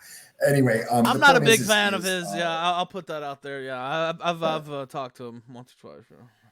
Yeah, I've never talked to him. I didn't even know who he was until I saw this. Somebody sent it to me, and I just think it's happening. You can't force people into believing things that have been not only taboo but culturally and socially, morally, in our cultural fabric for centuries. They were wrong, and they weren't seen as people. So, for example, you can watch videos Springer in the 90s, and some of the weird guests he had on. I was watching that live most days, actually. Yeah. I don't know if you ever saw the guy in the wheelchair who just didn't want his legs, and he actually ended up injecting fecal matter in his knees. He tried everything to get his legs off. He was a transgender person too, and at that time people were just cackling at that, but they were also cackling at this body dysphoria. And now, if you say anything to, even for example, I don't think it's, and the thing is this doesn't really affect anybody. Really, like, transgender is what, 0.00001% of the population. And I keep saying that. I don't have a. If you want to go do your thing, like, okay, that's fine. Just don't push it to my kids. First thing, that's one thing. I don't really need my first grader learning about transgenderism. I think that's just something that's not really needed. Maybe I'm old fashioned. I'm not sure. But I just think that's something that should be left to the. No, I agree. Yeah. And things, for example, in Canada, I read an article. I think Faith Goldie put it on her Twitter, where, now there's a father that's going to lose custody rights to his child because he doesn't want his child to undergo pre-transgender hormone replacement and puberty blockers. So literally the state is now moving in to remove children from parents that don't agree with a child, his anatomy, and maybe also cutting off parts of his body to mimic the other gender. So I don't really care. I don't think the state has a role to play in this. I don't either. I don't think mass media should be. Mass media is actually creating more transgender individuals. And I said this the other day, and people can disagree all they want. It's just the case. They're putting this thought into people's minds. They're talking about transgender people all the time. There's not that many of them. That's what I keep saying. That's my point as well. You would think that there were trannies everywhere. With the way to use a certain phraseology there, if you listen to the media, you would think they were everywhere, and they're just not. You're probably not gonna see one, or not see one or two over like a year, or it'd be rare, right? Like it's just not a that's exactly it. That's exactly it. The only place you would see copious amounts of them, and I've ever seen, is in Thailand, and that's specifically to the Thai people. You cross the border into Burma, you just don't see them. You cross the border into Cambodia, into Vietnam, you don't see them. You go to Malaysia, you don't see them. It's just something in the water, perhaps. I have no idea in Thailand, but you do. But other than Thailand, you just don't. But what the thing is it's not about the transgender so much as it is about the social Marxist revolution. And the thing is they're running out of victim groups in order to, just keep the revolution going.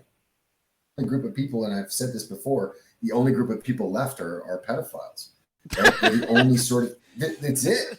And the thing is well, they got zoophiles too, maybe, but I'm not sure. Well, if you think about it, though, the thing is if a 10-year-old is able to make decisions about his body, I want to take hormones, and I also want to take puberty blockers, and when I hit a certain age, I want to basically, alter my body through removing my genitals. If a child can make those decisions, if you can make the decision to chop off his penis, why can't he use it? This is where the logic is going to come from. Because if you had told people in the 1990s that transgenderism was going to be the hot button social topic within American society, they would have giggled.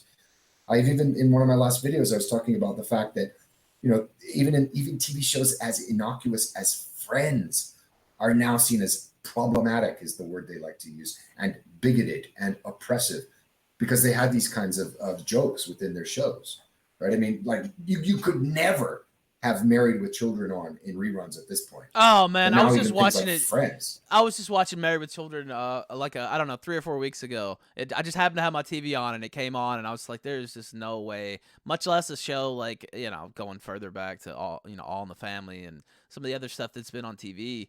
You just couldn't make this stuff nowadays. They just wouldn't let you put it on. Because nobody can take jokes anymore. And this is one thing I agreed with Sargon in his MEP campaign, was that, if you can't make jokes about taboo things, I mean, to a society that's literally in the grips of not only a moral panic, but also just I guess an existential pattern,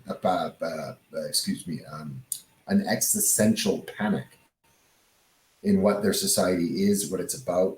And the thing is, and we've talked about this before, when I was a kid, they said sticks and stones would break my bones, but names will never hurt me. The idea that when people intentionally gave you offense, you were just like, yeah, whatever, fuck off, I don't care what you think. Where now people literally go out looking to be offended on things like microaggressions, which are, in fact, people doing things supposedly that offend somebody, and they're not even consciously meaning to offend. I saw something. It's fucking retarded. I saw something this morning. Kim Kardashian apparently has a new underwear line out, and she named it Kimono. And of course, kimono is, speaking of Japan, traditional, female dress there or whatever. And so she was catching a lot of heat for cultural appropriation for the name there on Twitter yesterday, and I was looking through the timeline thinking this is really what it's come to, where we're arguing about cultural appropriation for the name of an underwear line on Twitter.com. I don't know. It's just some baffling.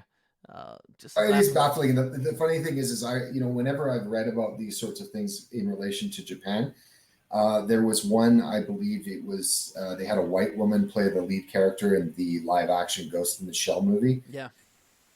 Uproar in the United States, this whitewashing of the character. So they went around in Japan and they asked people, well, what do you think about this? And they're like, oh, she's very pretty. It looks like she's going to do a good job there, but she's white. She says, well, the Japanese are, well, it is a cartoon. So these people aren't, there's no real race in these, it's a fucking cartoon. And so they're like, so the people are like, well, if it's a cartoon, you can't really tell what race the people would be in. She's pretty and she looks like she could do a good job. So I think it's a good thing. So there were actually there was another one, I believe, that these Japanese people in the United States were having some kind of, it was an art show. And when people came, they were given yukatas to wear, which is the summer kimono, the sort of light cotton ones that people wear. And all of these white people got all angry and hot and bothered under the collar and were saying cultural appropriation. These were actually Japanese people saying, hey, do you guys want to try the kimono on? The thing is you can literally anybody, but I don't think you'd look very pretty if you did it. Probably. But anyone can come to Japan and there's certain places and you pay about $100 up, make you look like a fucking geisha girl. And you can wander around the city doing it. And a lot of women like to do it because it's really good for their Instagrams, but also they'll get hundreds of people asking to take photos with them. So there's a lot of self-affirmation in doing it. So like you walk around in certain areas of Tokyo, like Asakusa, or you do it in Ginza, but then also in places like, in Tokyo it'd be like Ginza, Asakusa, and maybe Shibuya, not in Shibuya, but in in Kyoto, in the Gion district. They're running around everywhere. And you have white women doing it. You have black women doing it. You have Chinese women doing it. All of them are not only culturally appropriating themselves, but they have to put on white face paint. So they're putting on white face as well. And the Japanese are like, oh, that's okay. They look very pretty. Whole idea of cultural appropriation. And they always, in these things, like, well, for example, you're saying Kim Kardashian getting some heat for this. Who are these people complaining? They always say there's some that are complaining, or there's loud indignation. Well, who's loud indignation? It's the fucking journalist writing the piece saying that, oh, that's it's their almost every single person they showed complaining was a blue check mark on Twitter. Not that all blue check marks are bad, of course, not mine. I'll take mine, but they, just pretty much everyone was a journalist or somebody who works for Vice or something like that, and you're just like, what the fuck? And just some no name you never heard of. It was not any real groundswell.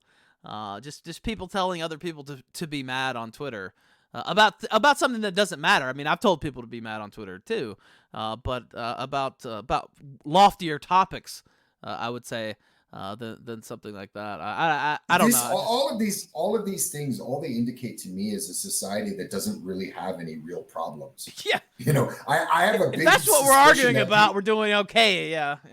We're sitting on a crude mountain of fucking success. If these are the largest problems that we as a society have to deal with. I mean, I have a sneaky suspicion that people right now in Iran, and I've been reading because now literally the United States is basically vice gripping their oil exports to almost nothing, that they're having like food shortages right now in Iran. Now you can correct me if you think I'm wrong, Ralph. Sorry, Ethan. You can correct me if you think I'm wrong, but the thing is I have a feeling that the Iranian people aren't really arguing about things like a cultural appropriation if they see one of their countrymen using chopsticks instead of a fork, right? It's like, they need food on the table. These literally are problems of a society that just has nothing better to argue about. I don't think they're arguing too much about that down in Venezuela. Yeah, stuff like that. Yeah, probably not. Yeah, not a lot of debates. No, I really don't think they're going to be arguing over, these sorts of issues, because they are literally the kind of issues that people argue about in societies that, as I just said, and I used the sort of analogy of a mountain, but sitting on a mountain of success. And that's been accrued over the last, several decades, even maybe 100 years. But the problem is we're burning through it like a fucking coke addict with his inheritance, right? Just one more 8 ball and the balance on our bank account, that being. Well, yeah, the balance was always going to come due, but we've rapidly just overshot the mark so far with our spending, especially the last 20 years. When we were actually supposed to kind of try to maybe get things in order a little bit. Instead, we have multiple foreign wars and huge social spending, Medicare Part D, and I am in favor of a more nationalized healthcare. But the problem is we're spending all this money on healthcare more than any other nation on earth, and we still don't. We still don't have universal coverage. You also have some of the worst outcomes as well because there's so many uninsured people. I mean, the thing is I don't think that the United States could federalize universal health care. You could do it at the state because it's just too many. It would people. have to be a state. But at the state level, it could be done. And I don't see how. Like, for example, why don't you just shave off, let's say, 10% from the defense budget in order to and it doesn't have to be universal health care. I honestly think that.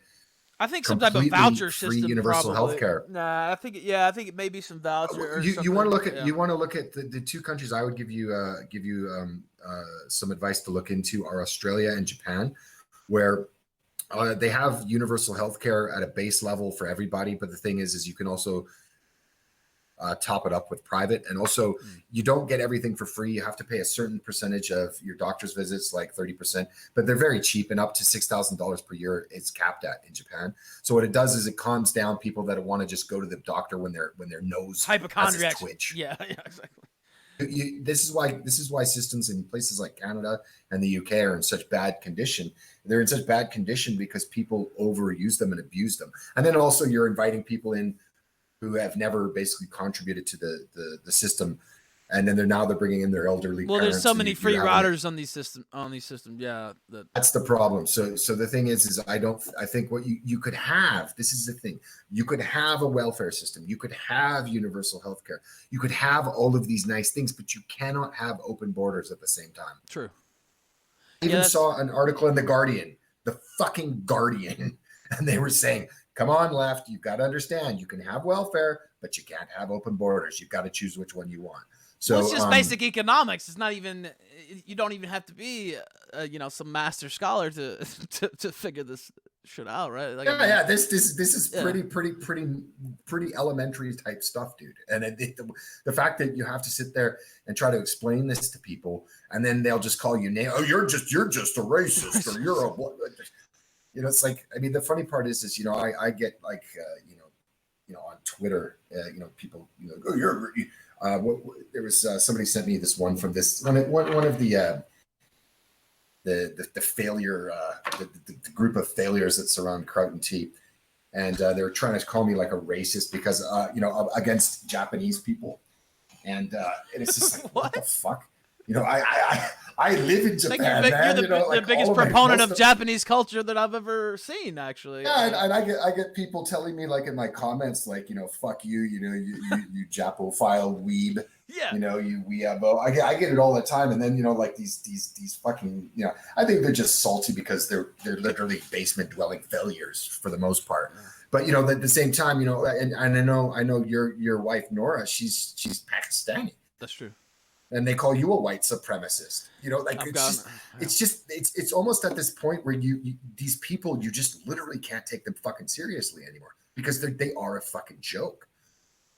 I'll say that in couched terms. They literally are. They've got nothing left, so they're just searching. It's like searching under the couch cushions like a fucking pothead for quarters so he can maybe go buy himself an eighth or something. They're searching under their couch cushions. Is there a racist hiding under there? Is there an Islamophobe hiding under there? Who's being oppressed? Who's the victim now? Did I hear somebody say something about the abled or the talking able-bodied? Yeah. Kind of stuff. Man. So it's it's just like these people. I mean, you just can't take most of them seriously at this point. They're literally cult figures not cult figures, excuse me. They're like people that have been absorbed into a cult, and they literally cannot think for themselves at this point. They've drank the Kool-Aid, so to speak. Yeah. Yeah, they drank the Kool-Aid hard, dude, hard. Now I know you have a dinner date coming up, but before you go, I mean you can stay longer if you want, but I don't want to keep you all day. But I can stay for like another 15 minutes. I can stay till the top of the hour. Okay, that's cool. That's cool. Yeah. Now let me ask you, what do you think about Trump's performance towards Asia? And I guess you could relate it to Xi Jinping, however you say that fucker's name, and you know, Shinzo Abe. They're in Japan. How would you rate the three leaders? The three leaders in a bullet point. How would you rank Trump, them? I would say, well, I think Abe I actually quite like the most because I see him. I do too. As I like him. I mean, he's a sneaky little guy too. Because the thing is literally Japan sees what's going on in the South China Sea. Japan sees what China is up to. But, you know, because they're constrained by Article 9 of the Constitution that was written for them by the United States, they have provided in their Constitution that they're not allowed to have a military and they're not allowed to have any sort of offensive weaponry. Yep. For all time. They have to have it's a pacifist constitution.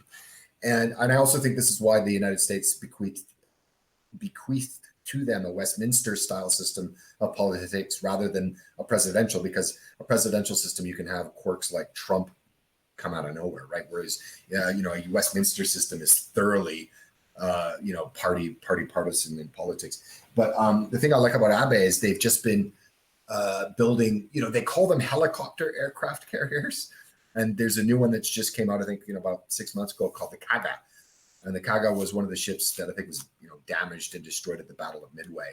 But it was like an Imperial Japanese war vessel, and they've renamed it. And the thing is it's just a helicopter rescue aircraft carrier. You know, it's just if we need it for rescuing people. You know, I don't know, a yacht that gets caught in bad weather or something. The thing is, this thing could be refitted in like a week to carry F-35s, which are, you know, vertical takeoff and landing, right? The thing is an aircraft carrier, but, you know, they're sneaking around with all these different sort of, you know, oh, no, it's just for search and rescue. It's, we're just getting this new Aegis, you know, missile system put on our thing. But, you know, that's just to make sure there's no unwanted sea. Yeah, I was brought up raising that. I was brought up raising that the Japanese had no army really, and that their constitution forbid it. And I remember I watched this documentary, and this was years and years ago, and it was on PBS or something. It was right when I first got my HD TV. That's one reason why I probably remember it so well. And I remember watching this documentary, and it was on their, whatever they call it there, the National Defense Force, or whatever the fuck it's called. And they self-defense forces. Yeah, self-defense forces. Yeah, SDF. And they have some nice weaponry still. Well, fuck yeah. Yeah. I think they're one of the most well-equipped. I mean, I think if it came down to push and shove, I mean, I think the strongest power in Europe is Britain, and Japan's military could basically make Swiss cheese out of them. Put it that way. They're probably the best equipped military in East Asia as well. This area I'm in Madrid right now. I'm in Spain, but where I do live, Northeast Asia is the most highly known on the planet. You've got North Korea, South Korea, Taiwan, China, and Japan, and all of them generally dislike each other, except for Taiwan and Japan, because the Taiwanese, I guess, just out of necessity. And actually, they don't have any ill will toward the Japanese, even though this is the thing that I find very interesting about Koreans, and I know understand that they were colonized, and that's not a nice thing. But prior to the Japanese colonization of the Korean Peninsula, they were living in mud huts. Take a look at pre-colonization, post-colonization, like the National University in Taipei, the National University in Seoul, this was all built by the Japanese. Like the Japanese, unfortunately. And it's kind of for the narrative, they actually did bring a lot of basic civilization to the places that they conquered.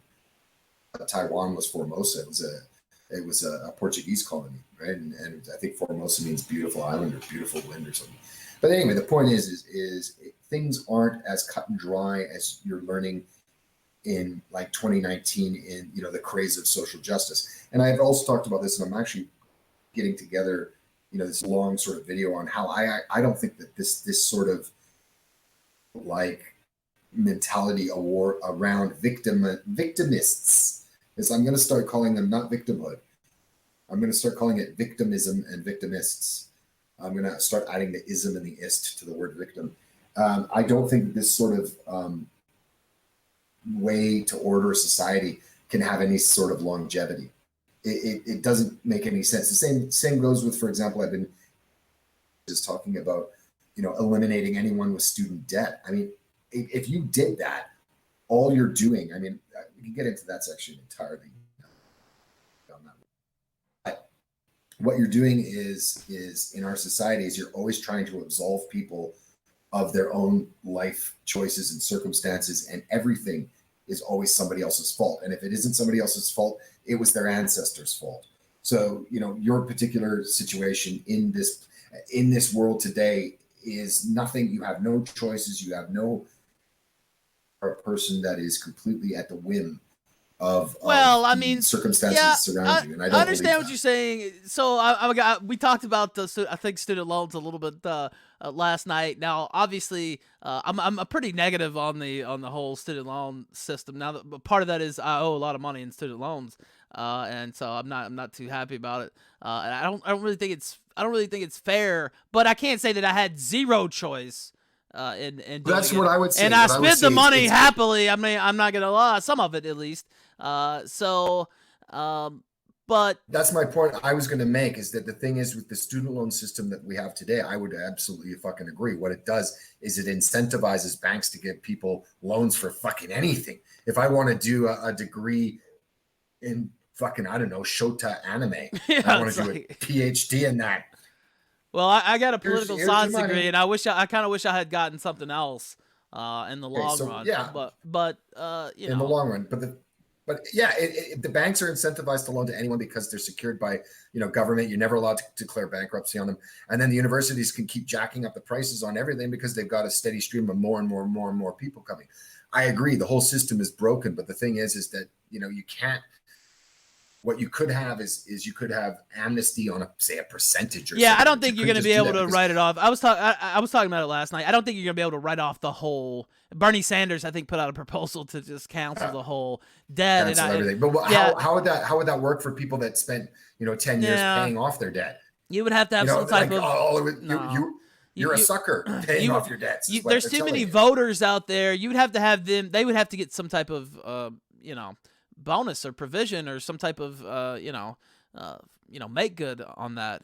There's no you just couldn't do it. I do think you might be able to do some type of. There's gonna have to be some type of relief or some type of program. I mean, just the way it is now, an overlay on the economy. I don't know. I think that within the next 5 to 10 years there is going to be some type of bill out of Congress on this. Well, I think there's going to have to be some sort of control over universities. I mean, they could get rid of like half of their faculty. There's got to be controls over banks just handing over, hand over fist loans. The whole thing is rotten to the core, and nobody's disagreeing with that. But the thing is that how would you reconcile this with people that have already paid off their debts? How would you reconcile?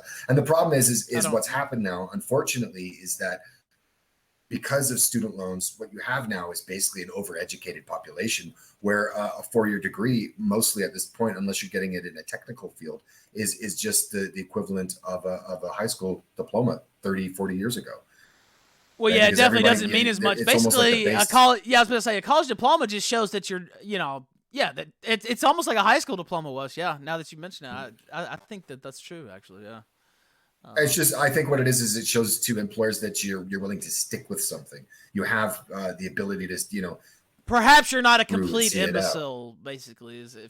And a complete loser. So if you can do that, okay, maybe, perhaps, and maybe I can hire you and you won't come into work, drunk.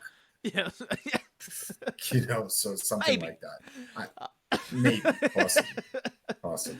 Now, let me ask you now, back to the leaders. So, now, what was the final ranking there between? I think number one, Abe. Number 2 would be probably Xi, and number 3, Trump. I would say, and I'm going to get a lot of shit for that. I think Trump has done some good. I think he could have done a fuck ton more in his first 2 years. Oh God, I think the same. I also the thing is any Americans give a shit if he moves the embassy from Tel Aviv to Jerusalem? I don't think people care. That's not winning. You know, that's not just more wins. I thought we were going to be sick of winning. I'm not tired of winning yet. Yeah. So I think a lot of people voted for him because they aren't where they see the country going. And for the first 2 years, he could have done so much more, and he didn't. And the problem is the Democrats literally, and I would say that Donald Trump, most of his life, he's been a New York Democrat. He's still a New York Democrat. He is. And he was never called a racist until he ran for president. The problem is, well, you had all these pictures of him with athletes and boxers, and he was friends with Mike Tyson. Yeah. I think he won an award from the NAACP and he was actually given that award. And you can find a picture of him standing next to Jesse Jackson and Rosa Parks because of the number of minorities he got an award for hiring minorities from fucking the NAACP, and he was given it by Jesse Jackson and fucking Rosa Parks. So, but my point is that he could have done a lot more than he did, and that's really regrettable. But the thing is the way the Democratic Party is now, somebody like Bernie Sanders is seen as a fucking centrist because he's not for reparations, for example, 10 trillion in reparations. That's a centrist position for the Democrats now. So I mean, it doesn't really matter who they throw out because they're going to have to throw out somebody. It depends if they're going to go, with another sort of niche candidate like, Hillary Clinton, or they're going to actually say, okay, we're going to have to win this with somebody like Joe Biden. But I mean, Joe Biden, all that Trump's going to have to do is make a what is it? Lion Ted, Hillary, Sleepy Sow. What was Jeb? Creepy Joe. What's it going to be? Creepy Joe. Creepy Joe. It has to be. It has to be Creepy Joe with the way he.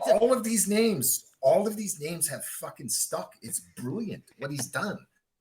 They've stuck. Everyone I love that. I love that. That is this classic tabloid labeling. He grew up his whole life reading tabloids just like I have. And you just name them and shame them. You just easy labels. Just slap it right on there. Oftentimes they rhyme. And just throw it out there. It's just great. Pro wrestling style, basically. Yeah. I don't think he's ever. I think he's going to get reelected no matter what because there's just nobody they can throw out. Well, the Democratic primary, I think palpable. Yeah, let me ask you real quick. They're going to have the first debate tonight. They're splitting up the field because there's like 3,000 people running. So they're going to have one debate tonight, one debate tomorrow. And what I think their danger is, they're going to push their eventual winner so far to the left, or they're going to beat up the winner. The far lefties are going to beat up the winner so badly. I noticed Joe Biden kind of trying to do a little campaign where he doesn't really say that much, and see him that much. Uncle Joe's out every once in a while, and not really saying that much, and he doesn't. He's trying. Impeachment. He's trying. Yeah. Go ahead. Or he basically changed his position on federal money for late term. And it might not have been late term abortions, but it was for abortions. He'd been against it since 1970 or something. So like 50 fucking years. And he's, no, that's a bad thing. I'm not for that anymore. I'm for federal money. But the problem is, I agree. The Democrats are either going to throw up a candidate that is, I don't know, just so far to the left, it'll be just not palatable even for centrists and left of just normal Democratic voters. Or if they throw up somebody like Biden, who's a white male and he's, in a position of privilege and yada, yada, yada, he'll just be attacked by the radical left part of the Democratic Party to the point where his candidacy will be pretty much they're doing it now destroyed. And they're calling him the corporate. So it's basically the difference between the corporate Democrats and the Maoist Democrats. So this is why I think Trump's going to win no matter what, because the thing is they're in such disarray over what they are as a party. They're not for the working class anymore. They see the working class with utter disdain. They're for open borders. They're for, and this is the thing, like Trump is about, like, for example, even with minorities, he's always crowing about, well, the black unemployment is as low as it's ever been, and blah blah blah. I think even your African American population in the United States would rather have higher unemployment than open borders with people that are competing with them for jobs. So I mean, I wouldn't be surprised if you got something like 20% of the African Americans You know, I mean, which would be unprecedented. I think that would be a crazy victory if he got 20. He had higher than I think he had higher African American vote share than Bush and Romney. If I'm this is what I'm saying. But because of the state of the economy, and I think a lot of black people like Trump just because of his attitude and his bling and just the way he is. I think a lot of people in the black community like him, and the fact that he does seem to care about their unemployment. He does seem to care about their issues, and he is talking about America, right? Whereas a lot of like, if he could get like 20% of the black vote, I mean, that'd be fucking hilarious. That would just be an absolute repudiation. Because the thing is I would, you know, even my black friends, I got a good friend of mine in Tokyo. He's an African American. He's very, very, very intelligent guy, and he's talking about how the Democratic Party, they just take the black vote for granted.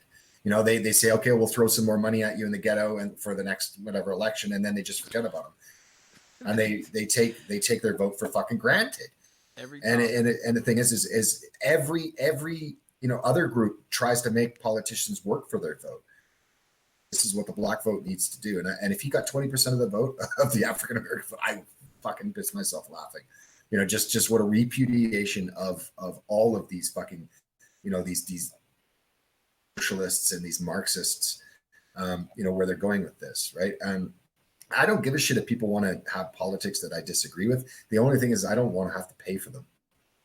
You know, I don't want to have my life impinged upon. I think the difference is most people in you know, a lot of people like me just want to be left the fuck alone. Over on your side of the street, just leave me to do, you know, with my devices, out of to do what I want. Yeah, exactly. Now let me ask you. That's what most people are. Real quick, it's the top of the hour. I'm going to get you out of here on this. Tell the audience the most interesting fact you can think of about Japan or any Asian country that you can think of. Oh, the most interesting fact. Let's see. Spot there. There's a lot of different ones. I would say, let's just choose one off the top of my head. In Thailand, they actually had to make a law stop backdoor transgender reassignment surgeries because no, this is the truth. So this is the thing. As I said to you, and I don't want to get into any sort of speculation as to why, but there is something to the component of the Thai people. Basically, for some reason, creates transgender people in enormous numbers. And this is the thing about transgender people in Thailand is they're not really seen as transgender. They're seen as a third sex, and they have their own bathrooms, by the way, or, you know, and nobody like, and they work in places like KFC, for example. Anyway, but the interesting fact is, you know, of them in Thailand, and Thailand, unless you're in Bangkok or maybe Chiang Mai, then most of the country is still relatively very poor. So what happens is people that want to become transgender, their penises, because a lot of the Thai transgender men, they don't even need to take hormones to look like women. They don't grow facial hair. They have very slight body frames. I mean, it's just what it is. And the thing is, they actually had to make a law and basically prosecuting anyone that were doing backdoor transgender ball and penis removal. And I think they were doing them for like $400 a pop. And a lot of these guys would end up dead or, you know, with, you know, some kind of infection that put them in a wheelchair. So they literally had to make a law, put it this way, they had to make a law in Thailand to stop men from chopping off their own dick and balls. I'm not making that up. So that's probably one of the more crazier things that I've ever heard of in Asia. I would say that qualifies for sure. Thank you so much. The legendary Black Pigeon Speaks joined us for about an hour and a half here. A nice conversation about Asia, other topics like Google. I think it was very fun. I hope the audience enjoyed it as well, sir. I hope so too. I actually very much like your audience. Your chat is the best chat, and I want to thank you for letting me on your show again. You're welcome. You know, I'm sorry that we couldn't do it live. The only reason is like I said, I'm in Spain right now. Like when I'm in Tokyo, we can do a live show again because the times match up. It's the afternoon for me. But like because I'm in Spain right now, it'll take me to like 4 in the morning or something. Yeah, like it just that, doesn't. you know? It just doesn't work out. My wife lives, back and forth between the U.S. and the U.K., and so I know how it goes. And sometimes you just can't meet up the times because of the difference, and she just has to sleep. So yeah, just thanks for having me on, but apologizing to your much, audience man. that we've taped it. That's it. Yeah. All right, we're back. Can you hear me? I believe you should be able to. That was Black Pigeon Speaks. I had a lot of fun talking to him earlier. I hope you guys enjoyed it. I know we don't usually do pre-recorded stuff on here because it's a live show, but I wanted to have that chat with him. I had promised to do the China or Asia episode forever, and we did it. So I hope you guys enjoyed it. Tomorrow night we'll be back covering the Democratic debate. Let me see what I got here on the screen. Yeah, okay. Tomorrow we'll be covering the Democrat debate. Rambot will be here. Palmer's going to be here. I don't know who else will be here, but we'll take your calls. That's pretty much it, I guess. You said you enjoyed it, Chromatron? Well, I hope you guys enjoyed it. I'll open the chest, too. What else? There was something else I was going to say. Let me go to the channel real quick. Okay, here goes the chest. I know a lot of people, like I said, don't like the pre-recorded stuff, but well, that's all you can do. Okay, that's pretty much it. Sort of tuned out the Japan talk. Yeah, well, I wanted to cover not just Japan. I mean, obviously, we could have just done Japan, and I thought about doing that, but I kind of wanted to cover Japan, China. A couple other, Philippines. We didn't really talk about the Philippines, unfortunately. I meant to bring that up a little bit more. I did mention it, I think, once, but we didn't really get to it. But anyway, thank you guys. We'll be back tomorrow night. Then on Friday we'll have Dick Masterson, Dame Pesos, and that should be fun. Friday Friday night, 9:30 p.m. Eastern on the Killstream. That's it. I'll see you guys tomorrow night, hopefully. Hopefully you'll come. If not, I hope you'll see you Friday. And let me look for the song that I wanted to play, and it's one that I've played before. Farewell. Play! Why can't I hear it? No! Oh my god. Spotify is fucking my shit all up. Oh my goodness. What am I gonna do? Oh, come on. Oh, now I hear it. There we go. There it is. One day at a time, indeed. TMD. Oh, it ain't always easy, brother. All right. See you guys later. Step by step, all the happy saints go marching in. And if a saint step out of line, they have to start again. Cause Jacob's golden ladder gets slippery at the top. And many a happy-go-lucky saint has made that long, long drop. If I'm late, don't wait, go on without me. I may tarry a while. 'Cause I mean, good night, guys. See you tomorrow night. Before I go, how come the devil smile?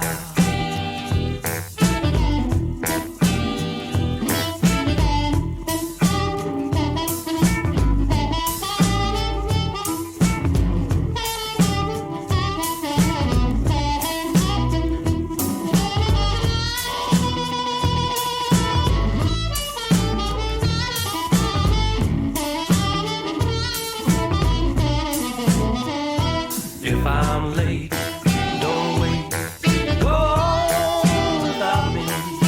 I may tarry a while.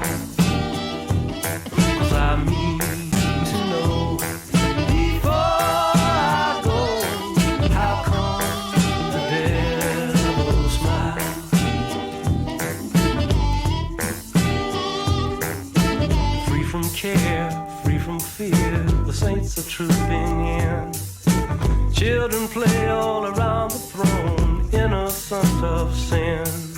A trillion voices sing the name the mortal may not know. And heaven's walls too high to hear the trouble down below. If I'm late, don't wait.